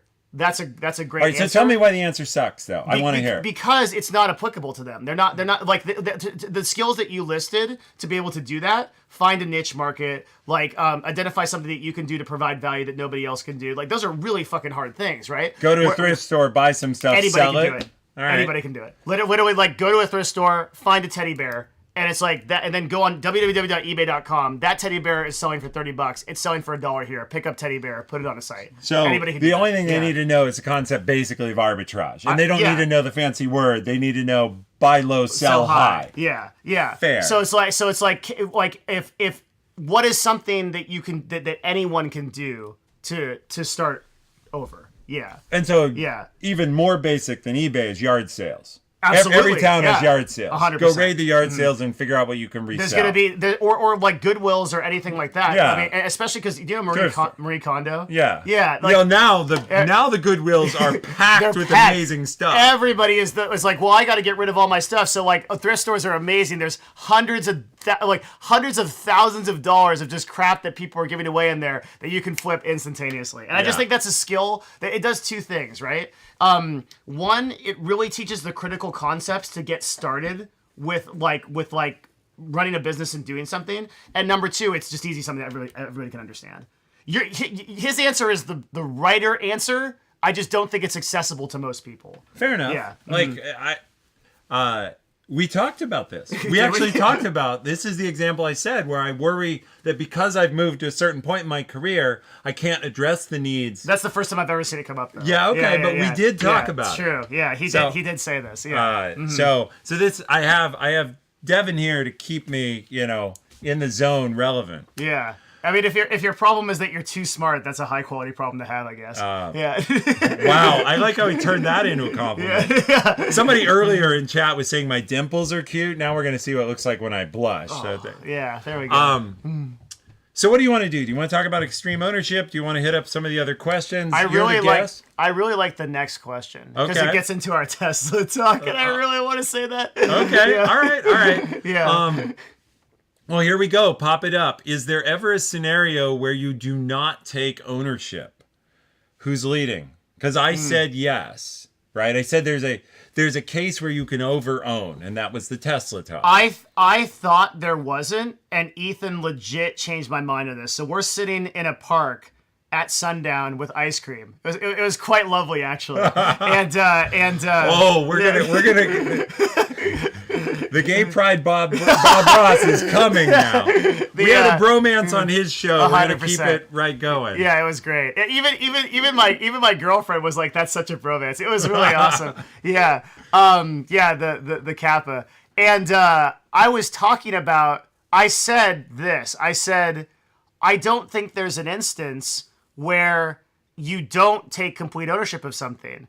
And you gave me a concept, and the concept I don't remember much as the example, where we've recently hit. So Tesla's recently hit a point where the way that Elon thinks about, and people that are from my stream know that, I love Elon and everything that he does. So Tesla has reached a point of let's call it financial instability. Generously stated. And Elon thinks that the way to solve this problem is for him to personally vet 1 in every 10 financial transactions that go through the company, and for his CFO to vet every transaction. So when I say financial transaction, I mean if expense reports, buying coffee mugs. If I take an Uber over here, like that's a thing. So you use that as an example of how that's too much ownership, and that blew my mind because that's completely right. That's a perfect example of someone that actually takes this concept and it goes way too far, and it directly answers this question. Yeah, you can overuse a strength. All strengths, okay. You can completely overuse a strength. And the story I'll share. Devin is the biggest Elon apologist there is. So the story is, years ago, while working at Amazon, I went down and interviewed with Elon Musk to be vice president of SpaceX. vice president specifically So of cool. software. He's just like, it's like, And- yeah, no big deal. I just interviewed with Elon Musk, you know. Well, the story continues. It's the kind of caliber we're dealing with here. Yeah. That's a casual day for this guy. well, the funny, I think I told this part of the story. I went and told my boss I was going to go interview. I said, like, Yeah. look, the man who's trying to put humans on Mars wants me to come help build rockets. I need to go talk to him and see if I can write my name in the history books. And my boss said, oh, it's okay. I went and talked to him about being chief operating officer at Tesla, but we didn't get along. And so I was like, that's interesting. Yeah. But I went ahead and went. And bottom line is I got there and I run large software teams. And at that time I was probably managing close to 300 software engineers as well as 500 other people. And I got there and in talking to Musk, he wanted me to personally write software as part of my job. And this is where I disagreed with him. He said, I want you to be writing software because I want to know that you still can. And I said, look, I actually, before Ethan told the rest of the story, I agreed with Elon. I thought that was right. You changed my mind on this too. yeah, okay, well, good. See, I changed his mind. What I said is, look, I should not be writing software part-time. I'm not going to be the best author of that software, and we're going to load live humans in the rocket that has my software on it and ask them to risk their lives on my part-time effort. That's problem number one. Problem number two is if I'm busy spending 10%, 20% of my time coding, I'm not spending that time, to your point, being a servant leader to the 200 or 300 people that's their full-time job. And so I have no problem with hard work, but it's not, to your point that you answered in the earlier question, it's not my highest leverage work. Yeah. It's low leverage. What you also told me was that the disagreement I originally had was, if you aren't in the work, how can you know what it is? And the example you used was, if you're welding a ship, right, that you told me, Yeah. you don't need to know specifically how to use the blowtorch to weld it to know what the outcome of the ship is Right. and how to lead it. And then I was like, oh my God, he's right. Yeah, you don't have to be the welder Yeah. to understand the ship architecture. You have to know Yeah. how welding works. You have to know that you have a system in place to make sure that the guy who welded it was qualified and that the weld was inspected by somebody else. But you don't have to be a welder to be a ship architect. So what happened with the interview? Yeah, so the interview, I was talking to Musk, and I was talking to Musk, and he said he wanted this. And I said two things. I said, you know that I told you recruiters I explicitly don't do that and check to see if that's what they wanted? Yeah. And they said no. They said, that's not what we want in this role. And I said, are you sure? Because I don't want to come down. I get this question. I don't do that. And Musk said, no, I told them. He said, like, I told them, well, the person doesn't have to code full time. And I'm like, look, I'm just telling you, I ask, and what you want is not what they said. And so I said, look, I'm not going to waste more of your time. I'd rather keep the relationship with you because you're Elon Musk. I didn't say exactly that, but I was like, because, I'd rather come back another time when we have a better fit. And so I'm going to get out of here. I'm going to go to the airport. So I shook his hand and left. And as I was leaving, I heard him calling to his assistant and saying, I need recruiting in here. Yeah. So it was a bad day for SpaceX recruiting. He literally said no to Elon Musk. He did it. He turned 180 degrees and walked out of there. That's insane. I did. For a VP position at SpaceX. At SpaceX. But because, I haven't shared this part with you. I thought to myself, he's not going to test me on whether or not I can code, and he's the last interview of the day. He's not going to test me. He wants me to, but I could just lie. Like, it definitely occurred to me, like, it went through my head really quickly. If I really want this job, I can just say, oh yeah, absolutely. I got this. And then not do it. But that would just end badly later. Like, I'd end up with the job and I'd either be hiding the fact that I wasn't actually coding, or I'd have to do it badly. But it was interesting because I thought about the fact, like, to your point, I said no to Elon Musk. It's for SpaceX. Like, he's not going to test this. I could just, and that would have been like, shame on him, right? Sure. Because Yeah. I could have just said, oh, yeah, absolutely. It's really important, because I could run the line of bullshit. It's absolutely important to keep my skills sharp. And I could tell a scenario where I'm not going to kill people in the rocket. Like, I think what I would do is I would build tooling and frameworks that support the other engineers, because that way it's not in the critical path. I could have spun it, but it's going to end badly. That ethical principle to you is more important than... Well, and actually what it was, the ethics, sure, absolutely. But it was really, I thought he had a bad leadership policy. Well, you're the one who's shorting Tesla. I love it. It's so good. I admire savage. Elon Musk tremendously for what he's super smart, but he's overcommitted himself. This is what we talked about. He's completely overcommitted himself. He reacquired Solar City. So he's trying to run Solar City, which he had handed off to his cousin, and apparently his cousin wasn't up to it or whatever. So he uncousined it. No, because it was his cousin who was CEO of Solar City. Okay, yeah. So he reacquired Solar City. Yeah. He's trying to run, therefore, a solar cell startup and battery company. He's trying to run Tesla. Yeah. He's trying to run SpaceX. Yeah. Oh my God, hey, no challenge. Yeah. Let's try and put living humans on Mars without the government's help. Yeah. We're going to do it all ourselves. Yes. Yeah. And then in his spare time, he builds designs for hyperloops and rescue submarines and the flamethrower. And he tweets when he shouldn't. He's also the CEO of Neuralink, so he's also trying to pioneer AI. You know that company? No. So this is a company that's a device that you put on your head that connects you to a computer network, and then allegedly, and then projects your brain into some kind of ecosystem. And so it's a whole company, like legit of like 200 people. And so I didn't know that. Yeah. I think it's called Neuralink. My point is, the guy is amazing, but he's not delegating. Yeah. And so that's where I would say it's over ownership, is where you feel you own overused ownership becomes micromanagement.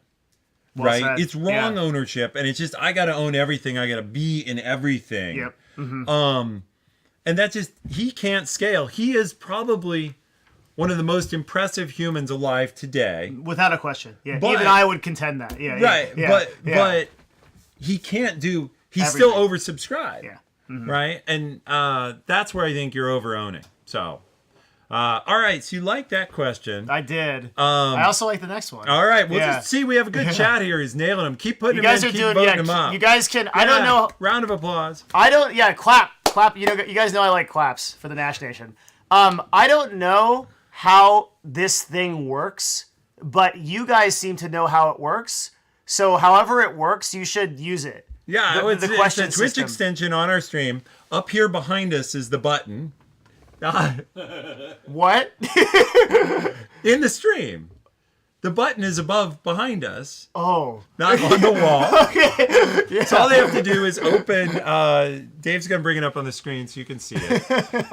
All they do is unroll the extension and either ask a new question or vote on the ones that are there. However, to me, this looks like lost technology. But to you, you can use it. So use the questions. They're neat. Yeah. All right. Yeah. So the next question, which it's great. Devin likes it. See, this is good. It's like Mikey likes it. What's the most important thing you can do daily to practice extreme ownership? Do something that makes you uncomfortable every single day. Interesting. Why do you say that? I think because it forces you to be accountable for when you get unexpected results. Okay. So it makes you're basically saying practice being ready for when the bad thing comes, you won't shirk it. Yeah, because if you do things that make you uncomfortable, it'll force you into positions where you have to take ownership of those situations. Okay. And I think that's generally do the hard thing. Like, I specifically mean uncomfortable. Uncomfortable. Yeah. Okay. Something that you're not apt to do normally. Could be something like laying on the floor, like that's obviously like a really obvious one. But also like confrontation, some kind of conversation you've been avoiding, calling someone you've been avoiding, like things like that, I think lead you. Those very things are taking, a lot of people just at a base level do not take enough responsibility in their life. I really believe this. I think it's leading to a generation of people in my generation and the one after it that just don't take responsibility, and as a result, I actually talked about this. It was either today or yesterday, where a lot of the school system now. I was giving a talk at a school. Oh boy, this is gonna go. Now you're poking the other bear. Okay. This is gonna go very badly. Please continue. Okay. So I will tell you the name of the school offline, but I was giving a talk at a school. Yeah. And they had a conflict counselor. I didn't remember the word when I told you guys this story a couple of days ago on my cast, but it was a conflict counselor. And what you do is, if you don't agree with your grade, if you feel like you shouldn't have got it, you don't go to the professor, because that's conflict, right? You go to your conflict counselor. Oh you my tell God. them, and this is not like this is not a school of 2,000 people. This is a big school, like in a prestigious area. Like I got it. Something like 20,000 students. You go to your conflict counselor. The conflict counselor goes to the professor, and the professor changes your grade. And it's like, as soon as you go out of that ecosystem and you go work for a guy like Ethan, you're fucked. Like, the first moment that you enter the real world... There is no conflict counselor at Amazon. Yeah. There is no conflict counselor. Like, oh, man. That's a real thing. Yeah, it's not exaggerated. The story goes exactly like that. No, all right, I got to order these because I got to talk about... I'm so excited. No, I got to talk about the fact we've had people, like interns and stuff, their parents have tried to call their manager to play helicopter parent for them when they're in a job. That's insane. And believe me, that goes badly. That goes really badly. But no, what I think about schools, my version of that is the new idea of like make up assignments, retake your test an unlimited number of times. Yeah. Did you get a 0 on your test 7 times in a row? Yeah. It's okay. Make the teacher give it to you again Yeah. and again and again. And you didn't do any of your homework? That's okay. You can do it all until the end of the semester. You totally ignored everything. We are teaching our kids terribly in that sense. And I will say, we probably have a number of people in the stream who are from other countries. And if they share their experiences, like what it was like going to grade school, what they would call primary school in India or in China. Yeah. And you went to your teacher and said, I didn't do my homework. I'd like to turn it in late. Or, we're getting from Kuwait, other places. Yeah, I'd like to, I'm sorry. I love different language. They say, I got low marks is what you say. Like, I got low marks on my exam. Yeah. I got low marks. I'd like to retake it and have you do that one instead. Mm-hmm. The answer there wouldn't be, sure, we'll work it out with the conflict counselor. Yeah, exactly. It would be like, if it didn't involve a beating, which it very well might. Yeah. It would absolutely involve the kid's parents. Like, in a serious fashion. Who would then probably beat their kid at home. Oh, absolutely. There's a great... not that we are supporting beating children, of course. No, but if you've not seen, there's a Canadian comic. He's his parents are Indian, and he's got this hysterical thing. Chat will put his name up in a second, about white people beat your kids. And it's this whole ass, dude. It's this whole story about how his dad beat the hell out of him, and he didn't understand that it wasn't happening to his peers. It's a hysterical skit. Russell Peters, that's a guy. I completely recommend later, if you want just a ton of laughter. It's about a 10-minute skit. Russell Peters beat your kids. And it's on this same thing, though, about like how we just get away with crazy stuff. And what the crazy dichotomy is, we wonder why China is rapidly advancing in a lot of ways over the United States. The crazy dichotomy in the United States is we have one of the most capitalist dog-eat-dog systems once you get out of school and once you get out of that ecosystem. Yeah. And yet we have one of the most gentle systems when you're in it. Yeah. It's crazy. And in fact, so I grew up in Ohio, and my hometown hosts a university. Awesome Dave's from Ohio as well. And it's funny because when I went to the university in my hometown was basically all white when I was a kid, or all people from America to the degree that there was anybody of a different race. And the people in the hometown are like, now everyone here is Asian. And I'm like, no shit. Who's working hard to get into the school? Yeah. Right? Like, who's oh wow. Someone in chat says Ohio, the unscented candle of America. I have one mod in my entire community. That's nice.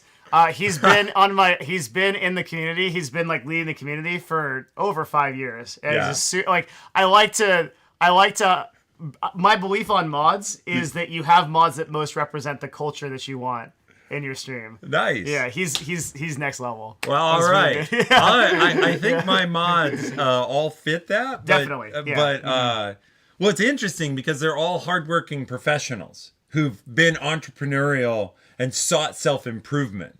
So that's what I do. That's what I preach self-improvement. That's really neat. And so I won't share all their stories, but Shadow Fox, my first mod and mod leader here, she's a classic example of this, of pulling herself up by her bootstraps. So that's fantastic. Awesome. Shiba, you didn't want to be king. Yeah. You were Bran in Game of Thrones. All right, Bran. Oh, nice. Yeah. Good tie-in reference. So do we have anything else to say about daily to practice extreme ownership? Well, you actually never gave your answer. Yeah, I never answered. I think for me, the most extreme form of ownership is giving hard messages. And that is your point. It's the person who's not performing as well as they could going and telling them, because it's an uncomfortable conversation. It's your point about doing something uncomfortable. If management above me is not informed of something, or there's misalignment with a peer, it's working through those hard conversations that are easier to avoid.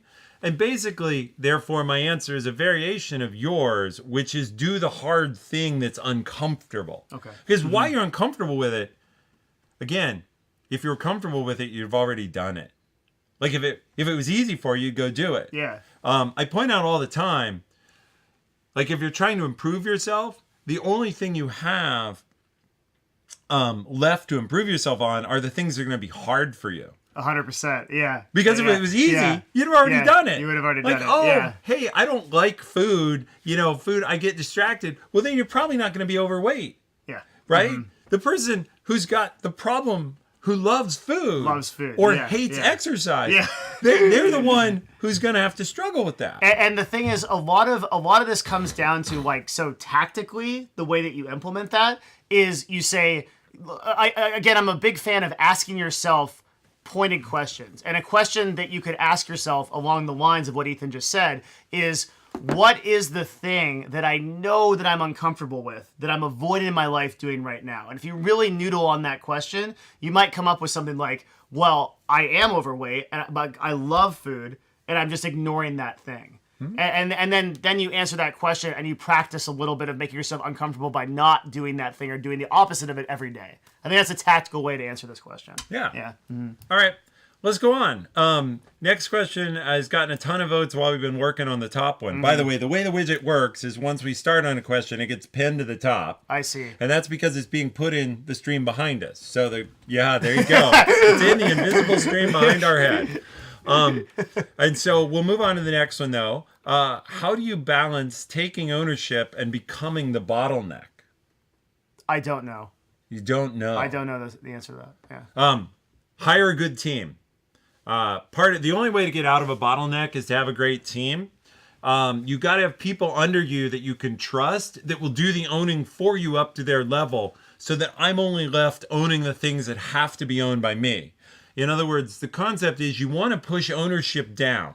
Now, yes, ownership ultimately is at the top level, but this is what Jocko and company in extreme ownership call the distributed or the divide, where they talk about nobody can manage more than 4 or 5 people. I can't think which of what, I think is completely true. Yeah. and so they're pushing ownership down to those individual levels, and they call it distributed execution or something like that. It's something like Chat, that. we'll spit this up for us too. Chat, you're doing a great job being on the fly Wikipedia. But they call it distributed ownership, distributed Something leadership. like that, yeah. Distributed command. Distributed command. Yeah, I think so. Yeah. Mm-hmm. So, the way you avoid being the bottleneck is you have to distribute command. So even the guys who literally wrote the book on extreme ownership turn around and say, but you have to distribute command. You can't be a bottleneck. So the SEAL commander takes responsibility for everything. But the key thing he does is make sure that his subordinates know their job and that they have a manageable scope. And then those people with the manageable scope under him have to make sure that their subordinates know their job and have a manageable scope. And so you distribute out the work, and that's how you avoid being a bottleneck. The example he uses in the book to explain this is he has a team of Iraqi soldiers that are going to run a patrol around a pretty dangerous area of Ramadi, and his SEALs could very easily do this patrol. Absolutely. But he empowers them by giving, and like I think originally, the Iraqi leader comes. This is the friendly Iraqis working with the Navy SEALs, which is a very big part of working in Ramadi and the entire operation.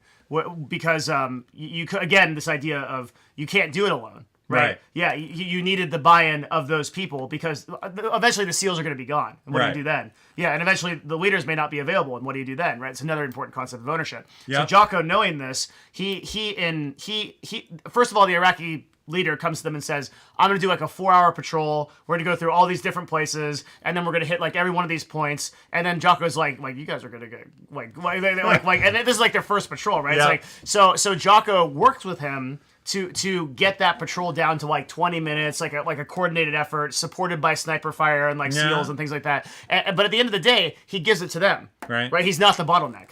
He's the support. But he still realizes that's the exact, like that's how he distributes that command. Is that he realizes that it's important that those people take that ownership, but he knows enough to be the support network for that operation. Yeah, you backstop your people. You tell them to come to you, but you've got to have good people delegate and trust. And that comes down to hiring good people if you're in a leadership role. And again, we talked about Elon, right? Where I think Elon struggled and why I think his companies are in trouble now is he has become the bottleneck. Yeah, well said. He's become the bottleneck because he's got to build the rockets and the Hyperloop and the new neural brain scrambler and Tesla and the batteries and the new dealership network. And everybody's looking to him as to how to do the next thing because he has no secondary people. He has no secondary people. And that's people. because I'm telling you, all of it stems from the PayPal thing. Where he got ousted as CEO. He got out. No, he's too much. And now let's go full circle. Yeah. He's afraid. Yeah. Yes, that's so good. Yes, that's 100% right. He's afraid that no matter how much he owns the damn company, he's going to get ousted again. Yeah. And so fear of that bad experience is driving a negative behavior. Now, we all do this, okay? We all have. It's just trying to get to self-awareness. And the problem is, I don't think Elon has anybody or very many people who can tell him. Well, he hasn't set it up that way. Right, no accountability. Yeah. But he doesn't even have trusted like advisors or anybody who can tell him like, Elon, you're out of control. But that's because he didn't seek those people out. Yeah. It's that same fear, right? Yeah. All right. Sweet. That's so cool. Good news is some of the questions are getting fewer votes. We're going to tell a story. So the way I met Devin, we've already told part of that story. Yeah. But the way I met his girlfriend was she was bringing him Chipotle to work. Yeah, in a brown bag. Yeah. And my girlfriend's like the greatest ever. Like she just like because I was in some like I couldn't eat like I was Right. some medium. Yeah. So one of our traditions on this show, thanks to Awesome Dave and his wife, is we have dinner after the show. Oh, I thought So- I was special, but that's cool. No, we have. I'm still very grateful. Yeah. But what we do have, I think, upstairs is we knew your Chipotle hankering, so I'm pretty sure we have Mexican. Yeah. So we're gonna do a couple more questions and then wrap it up because we want to get to I'm the super waiting down. Mexican. Yeah, I'm super down. All right. So what that means, we're gonna take the next question. But if you want any of the questions left, Upvote them. upvote the Yeah. hell out of them. You got to get in the extension and do it because if they don't have enough votes to get to the top, we're gonna time out here soon. So the next question is, do you think it's harder to take ownership on fully virtual teams or working remotely? No. I think the principles of there's a little bit that's lost in translation when you're not with someone. Yep. But the tone of your voice, the gib of your gab, the way that you direct yourself, like I think it can very specifically be, guys, this project didn't go as well as we'd hoped. I was the one that led this. I'm taking full responsibility for that. Let's discuss what it takes to fix it together. That kind of statement issued in that kind of tonality with that kind of power, I think does well virtually or in person. Yeah. And I also think virtual teams are working remotely. You do have to build rapport and trust across that distance. That's but harder. being Yeah. authentic and being direct does that. That's a universal language. Yeah, people. Well, it's the difference of people looking at you skeptically, right? Authenticity we learned in our amygdala since Awesome Dave put it in there earlier. Put it in chat earlier. The opposite of people looking at you like they're going to exile you is what happens when you're authentic and you own something. Yeah. People look up to you. And Yeah. so that actually can be reinforced. So what I think, though, is true with virtual teams, and I'll just share this because I manage a big team in Bangalore, India. And managing India, it's 11 and a half hours off as a time zone. That's nuts. So none of your regular work hours overlap. You're either they're up at night or you're up at night to talk to each other, or both. But the point is, you actually need really strong, clear models of ownership because you cannot micromanage. You cannot if the people You're just not there asleep. you're just not there. Yeah. Mhm. Like it's all out of sight. You have to be able to get someone you trust and then hold them accountable and know that this person is willing to be held accountable in an ownership model. So ownership is sure I'm responsible for the results, but I also need a real owner on the ground who's going to do because I can't be there to confront people. I can only talk to that owner. I can't talk to I had 300 people in Bangalore. I can't talk to them. Yeah. Right? I've got to work through the person. And so you've got to be able to hold that ownership.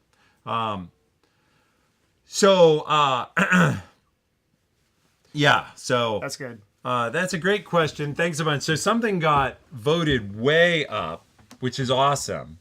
From my knowledge, you're a software guy. How do you increase my chances of getting what I assume is a software engineering internship? How to increase your chances? So we're going to throw this one to Devin because Wait, he's what? You're completely qualified to answer this. You're trolling. Yeah. I am trolling.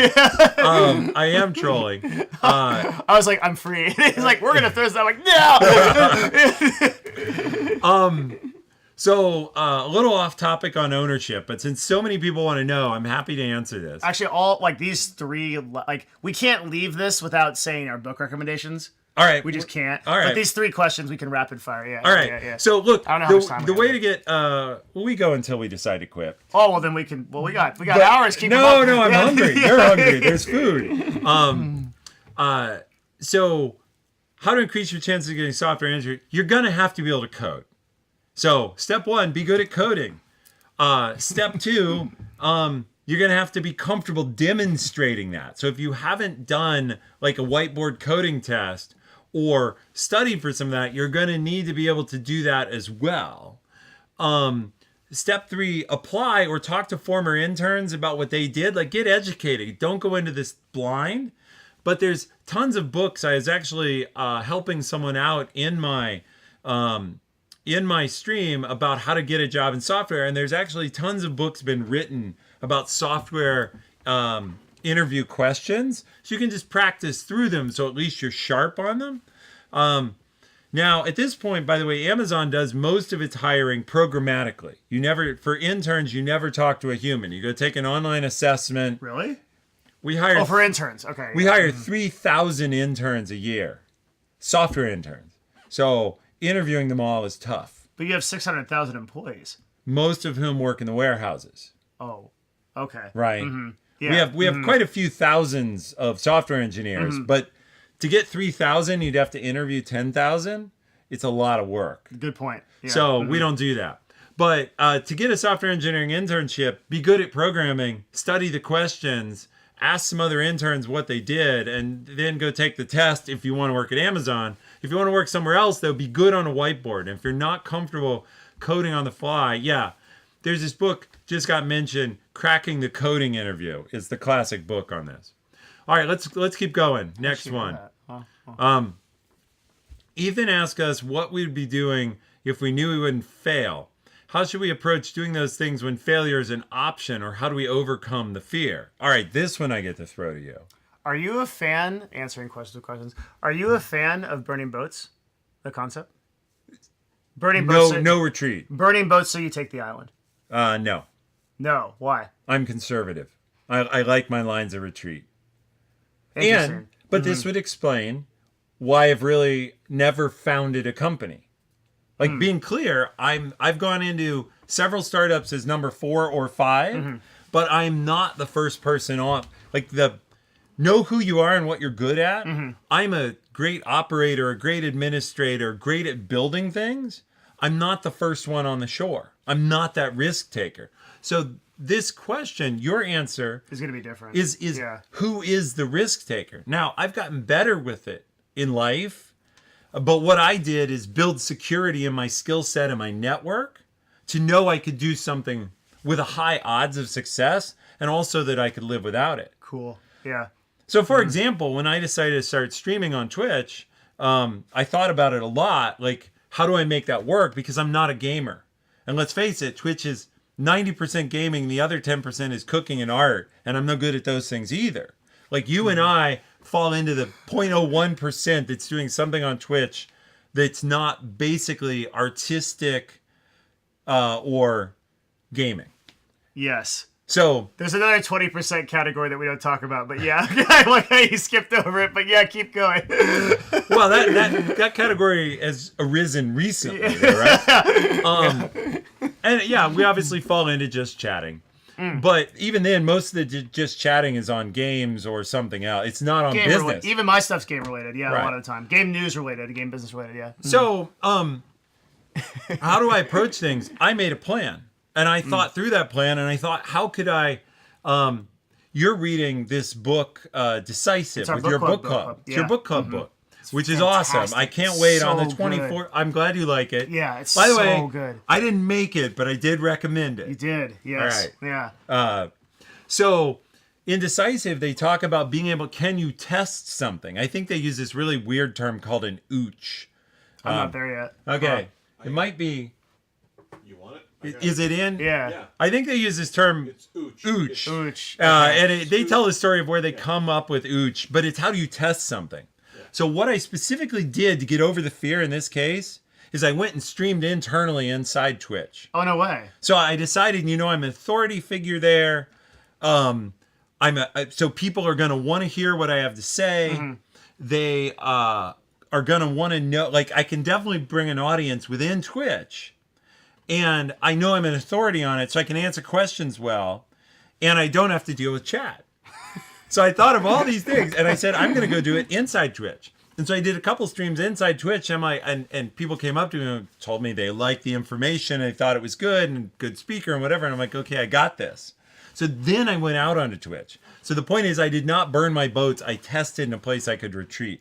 This is cool because we can both give 2 right answers that are different. Yeah, it depends on who you are. So the burn your boats approach, which not everybody here may know, is look, fully commit. Cut off your line of retreat so that you must succeed. Yeah.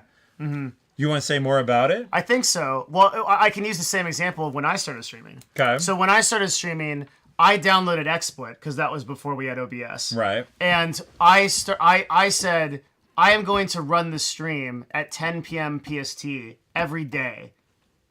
That's it.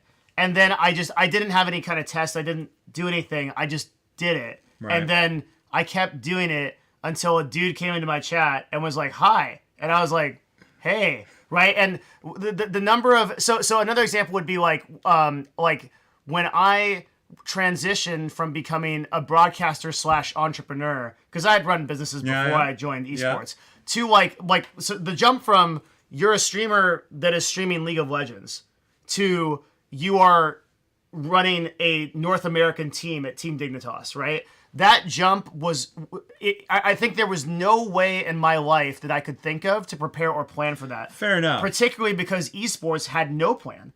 Everybody that was pioneering esports when I was doing it in 2014, there was no game plan. And so in that sense, I was literally the first player development coach that existed in esports. The first person that was focused entirely on developing players to be the most effective they could possibly be at the game. There were coaches that would help your gameplay, and there were coaches that would try to make you a better player. But there was nobody that was making you a better person, so you could become a better player. Right. That was the first, and now that's on every team. There's a player development coach for every team. Yeah. That's in the league. So, like when I went into that, I mean, literally what I did was I went to Team Dignitas, or actually, well, Team Dignitas approached me through one of the players, said, "Hey, I really think you can impact this," and I went to the owner. Owner said, that sounds great.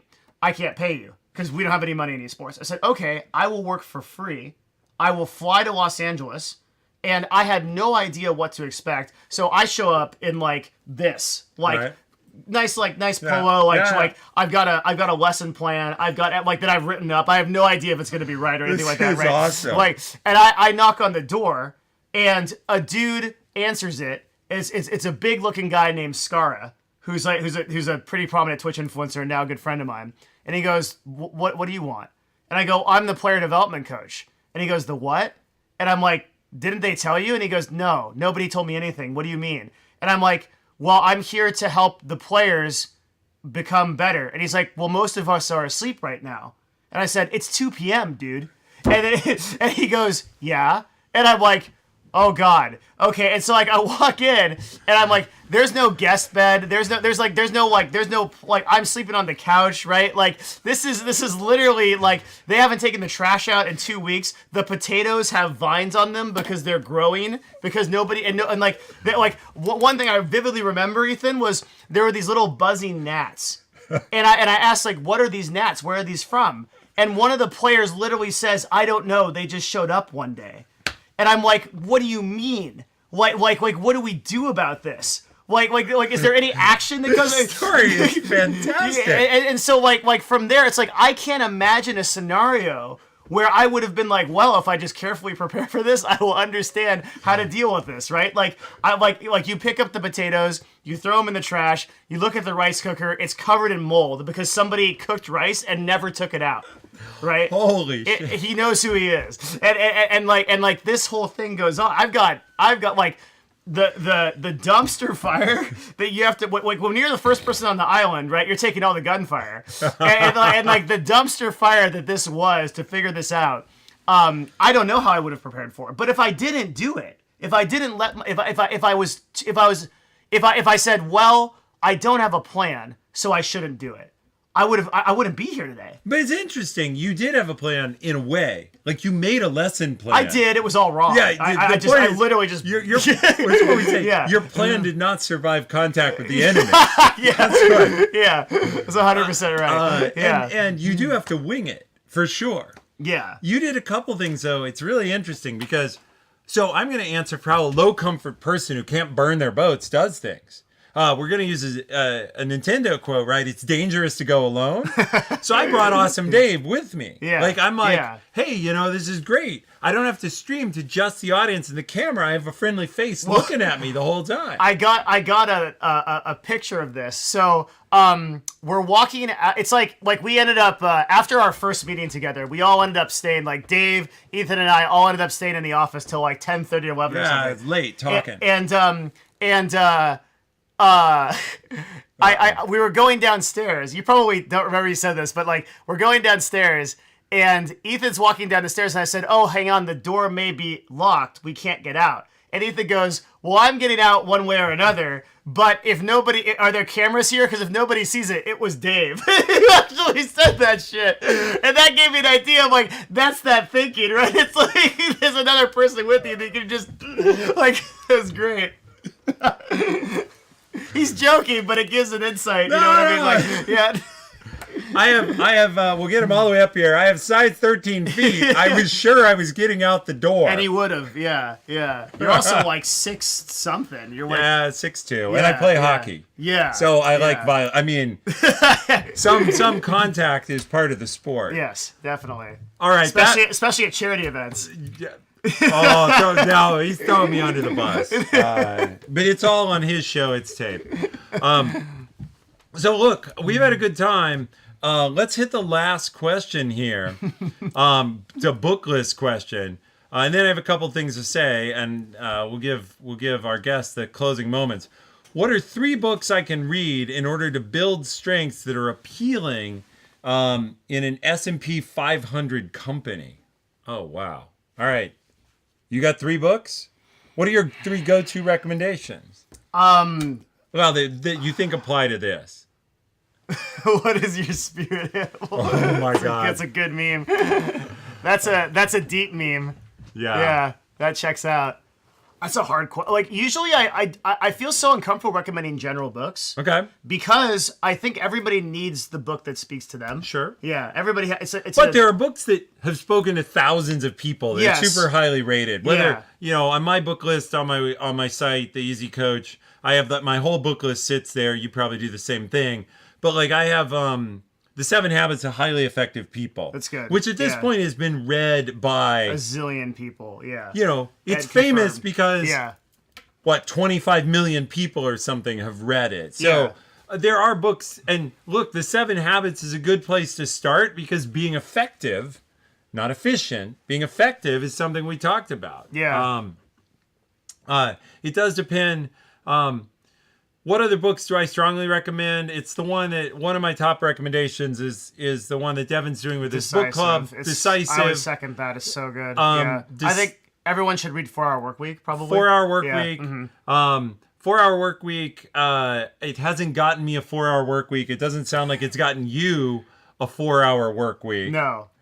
But you learn in the reading of it that that's not the point of the book. Yeah. Mm-hmm. And he specifically addresses that. 4 Hour Workweek though does have a lot of good tips about how to be more efficient, more effective, more effective, more efficient and more effective.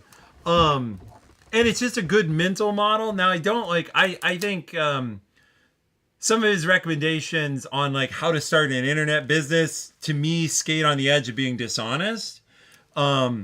But you haven't heard all my stories of the first internet businesses I started, huh? Yeah. They were. No, you told me. I think you told me. The ebook business. Yeah, That was hella sketch. Yeah. It worked though. Yeah. I had 100% money back guarantee if you wanted to email the grandma that I had you had to call her. Did I tell you about that? No, is this another outsource in India thing? No, it's not. It's an outsourcing down the street. I had like a 75-year-old. No, she's way older than that. It was like 85-year-old grandma. I don't know how old she was, but super old. And for tech support, you could call a number and she would answer the phone, and but she'd be like, "What? What did you say?"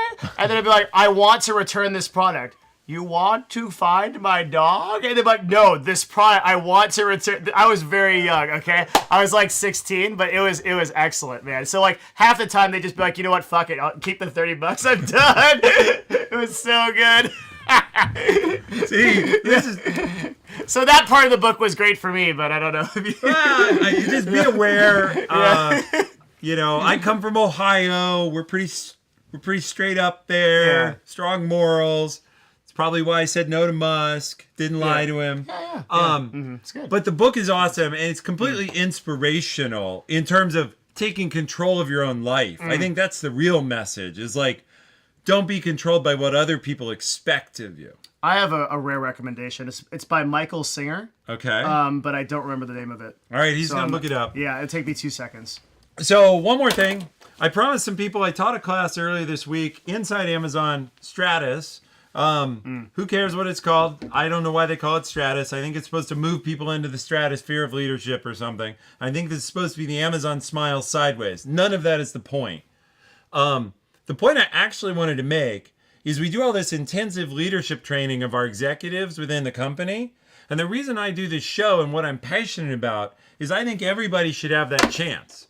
In other words, one of the things I think we're not doing as well as we could is harnessing new technology. The reason we only train our leaders the way we do is it takes a lot of time and effort, and they pull people like me off my line job to go teach them. And I can't do in-person classes with all 600,000 people at Amazon. But Twitch has the power where we can have interaction and chat. We can have interaction and Q&A with the good voting tech built by Awesome Dave. Why can't we scale out the same training I did at this class to everybody? So what I do when I come on this show and what I see Devin doing is we're trying to democratize some level of decent leadership advice so that people don't have to wait. Like, great, step 1, get a job at Amazon. Step 2, rise to what we call level 7s. You're managing like 50 to 100 people. Yeah. Step 3, get some training. Not the that's right order. Not the Yeah. right order, in my opinion.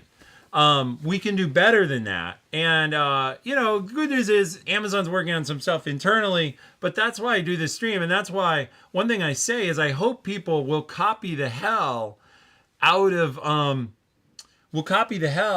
what I'm doing here. So, some people are like, oh, this is my stream. Don't do it. Don't tread on my world. I want people to copy this. The more I'm the same way. The more the better. Like more people that want to do it, more people that want to copy it. More, yeah. And one of my Absolutely. hopes, right? Unfortunately, I don't yet speak other languages fluently enough. But like, I would like to. We need somebody to copy us in French. We need somebody to copy us in Hindi. We need to be copied to reach the world. I know a girl that speaks Tagalog. All right, there you Yeah. go.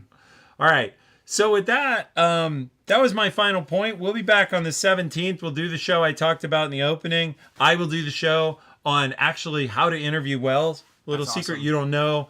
I've done over 3,000 interviews in my life where I've interviewed 3,000 people. That's insane. It is insane. Yeah. It's a lot of damn interviews. yeah. What I'm going to do is talk about what works and doesn't in an interview with me and what I know about what works in an interview. So if you're trying to get a job or you want to know how to get a job in the future and how to interview well, I will talk about that and take questions on it because I see it come up a lot. It just actually came up here. Somebody was asking how to leverage their chemical engineering degree to get a job. I don't know if I'll answer that specifically, but people want to know how to get jobs and how to do well in interviews. I might as well, even the person who want to be an intern wanted to know. So we'll talk about that. Last word's yours. Really? What do you yeah. Uh-oh. Well, the book was He's buying time now. yeah. He's vamping. The book was The Untethered Soul by Michael Singer, which I think is one of the best personal development books I've ever read. It's The Untethered Soul. It's a little bit lofty. Yeah. Yeah, but your job is to read Seneca first. Yep. Yeah, that's the quest that I gave you. Yeah. Because you will like Seneca a lot. And actually, anybody that hasn't read, that was our book club 2 months ago, was Letters from a Stoic, Yep. Lucius Seneca. And it looks really cool. It's There's a so cool. super powerful quote about use of time Yes. and yeah. lifespan. It is not that we live short lives, is that we waste much of it. Yep. Is the Lucius Seneca quote there. And you're a fan of Marcus Aurelius because you've read Meditations, right? I have not. Okay, so I've done a Meditations ton of is- Roman history. I haven't read all the great Roman authors. I think that Meditations is overhyped. Okay. But there's a couple really good parts of it. But Lucius Seneca, the Letters from a Stoic, is not overhyped. It is an Okay. amazing book. So those are Untethered Soul, Lucius Seneca, and I think The 4-Hour Workweek would be my 3. That's a pretty strong 3. Yeah, I think those would be my 3. I don't know what to say except that it's an absolute huge honor to be here and to do this with you and with you. Thank you, Dave, for putting this on. For getting you here alive. Yeah. Like literally having to send. I did send. I think I need a rescue vehicle, but you guys weren't aware that I was walking. Yeah, because Dave was like, yeah, just go up the street. You'll be right there. And I'm like, how long is it? It's like it's 3 lefts. So then like 3 minutes pass. And I'm like, okay, I hit the first left. It's just 2 more lefts. And I'm like, dude, this is a lot of lefts. And he's like, are you walking? And I'm like, yeah. And he's like, oh God, I'll go pick you up. So like, and I knew none of this. And I'm running. I'm here buying time. Yeah. I'm like physically running like 2 miles to go. I'm just glad it worked out. I mean, this is why we have to go feed him though. This is a super great show, and I really hope that, like, I think with Ethan and I are much on the same wavelength, that we just hope that this provided value to you. And also, we are going to be together again on the 24th. On the 24th, we're going to be discussing Decisive. Yep. On my channel, twitch.tv/Devin Nash. So I'm really I am excited completely about looking that. forward to that because Decisive is my go-to recommendation, and I use it all the time. So we're gonna roll with that. But for tonight, we'll call it good. We're gonna go eat homemade Chipotle, as it were. Yeah, there you go. Yeah. So thank you all very much. Thank we'll you see so you much. soon, and we're out.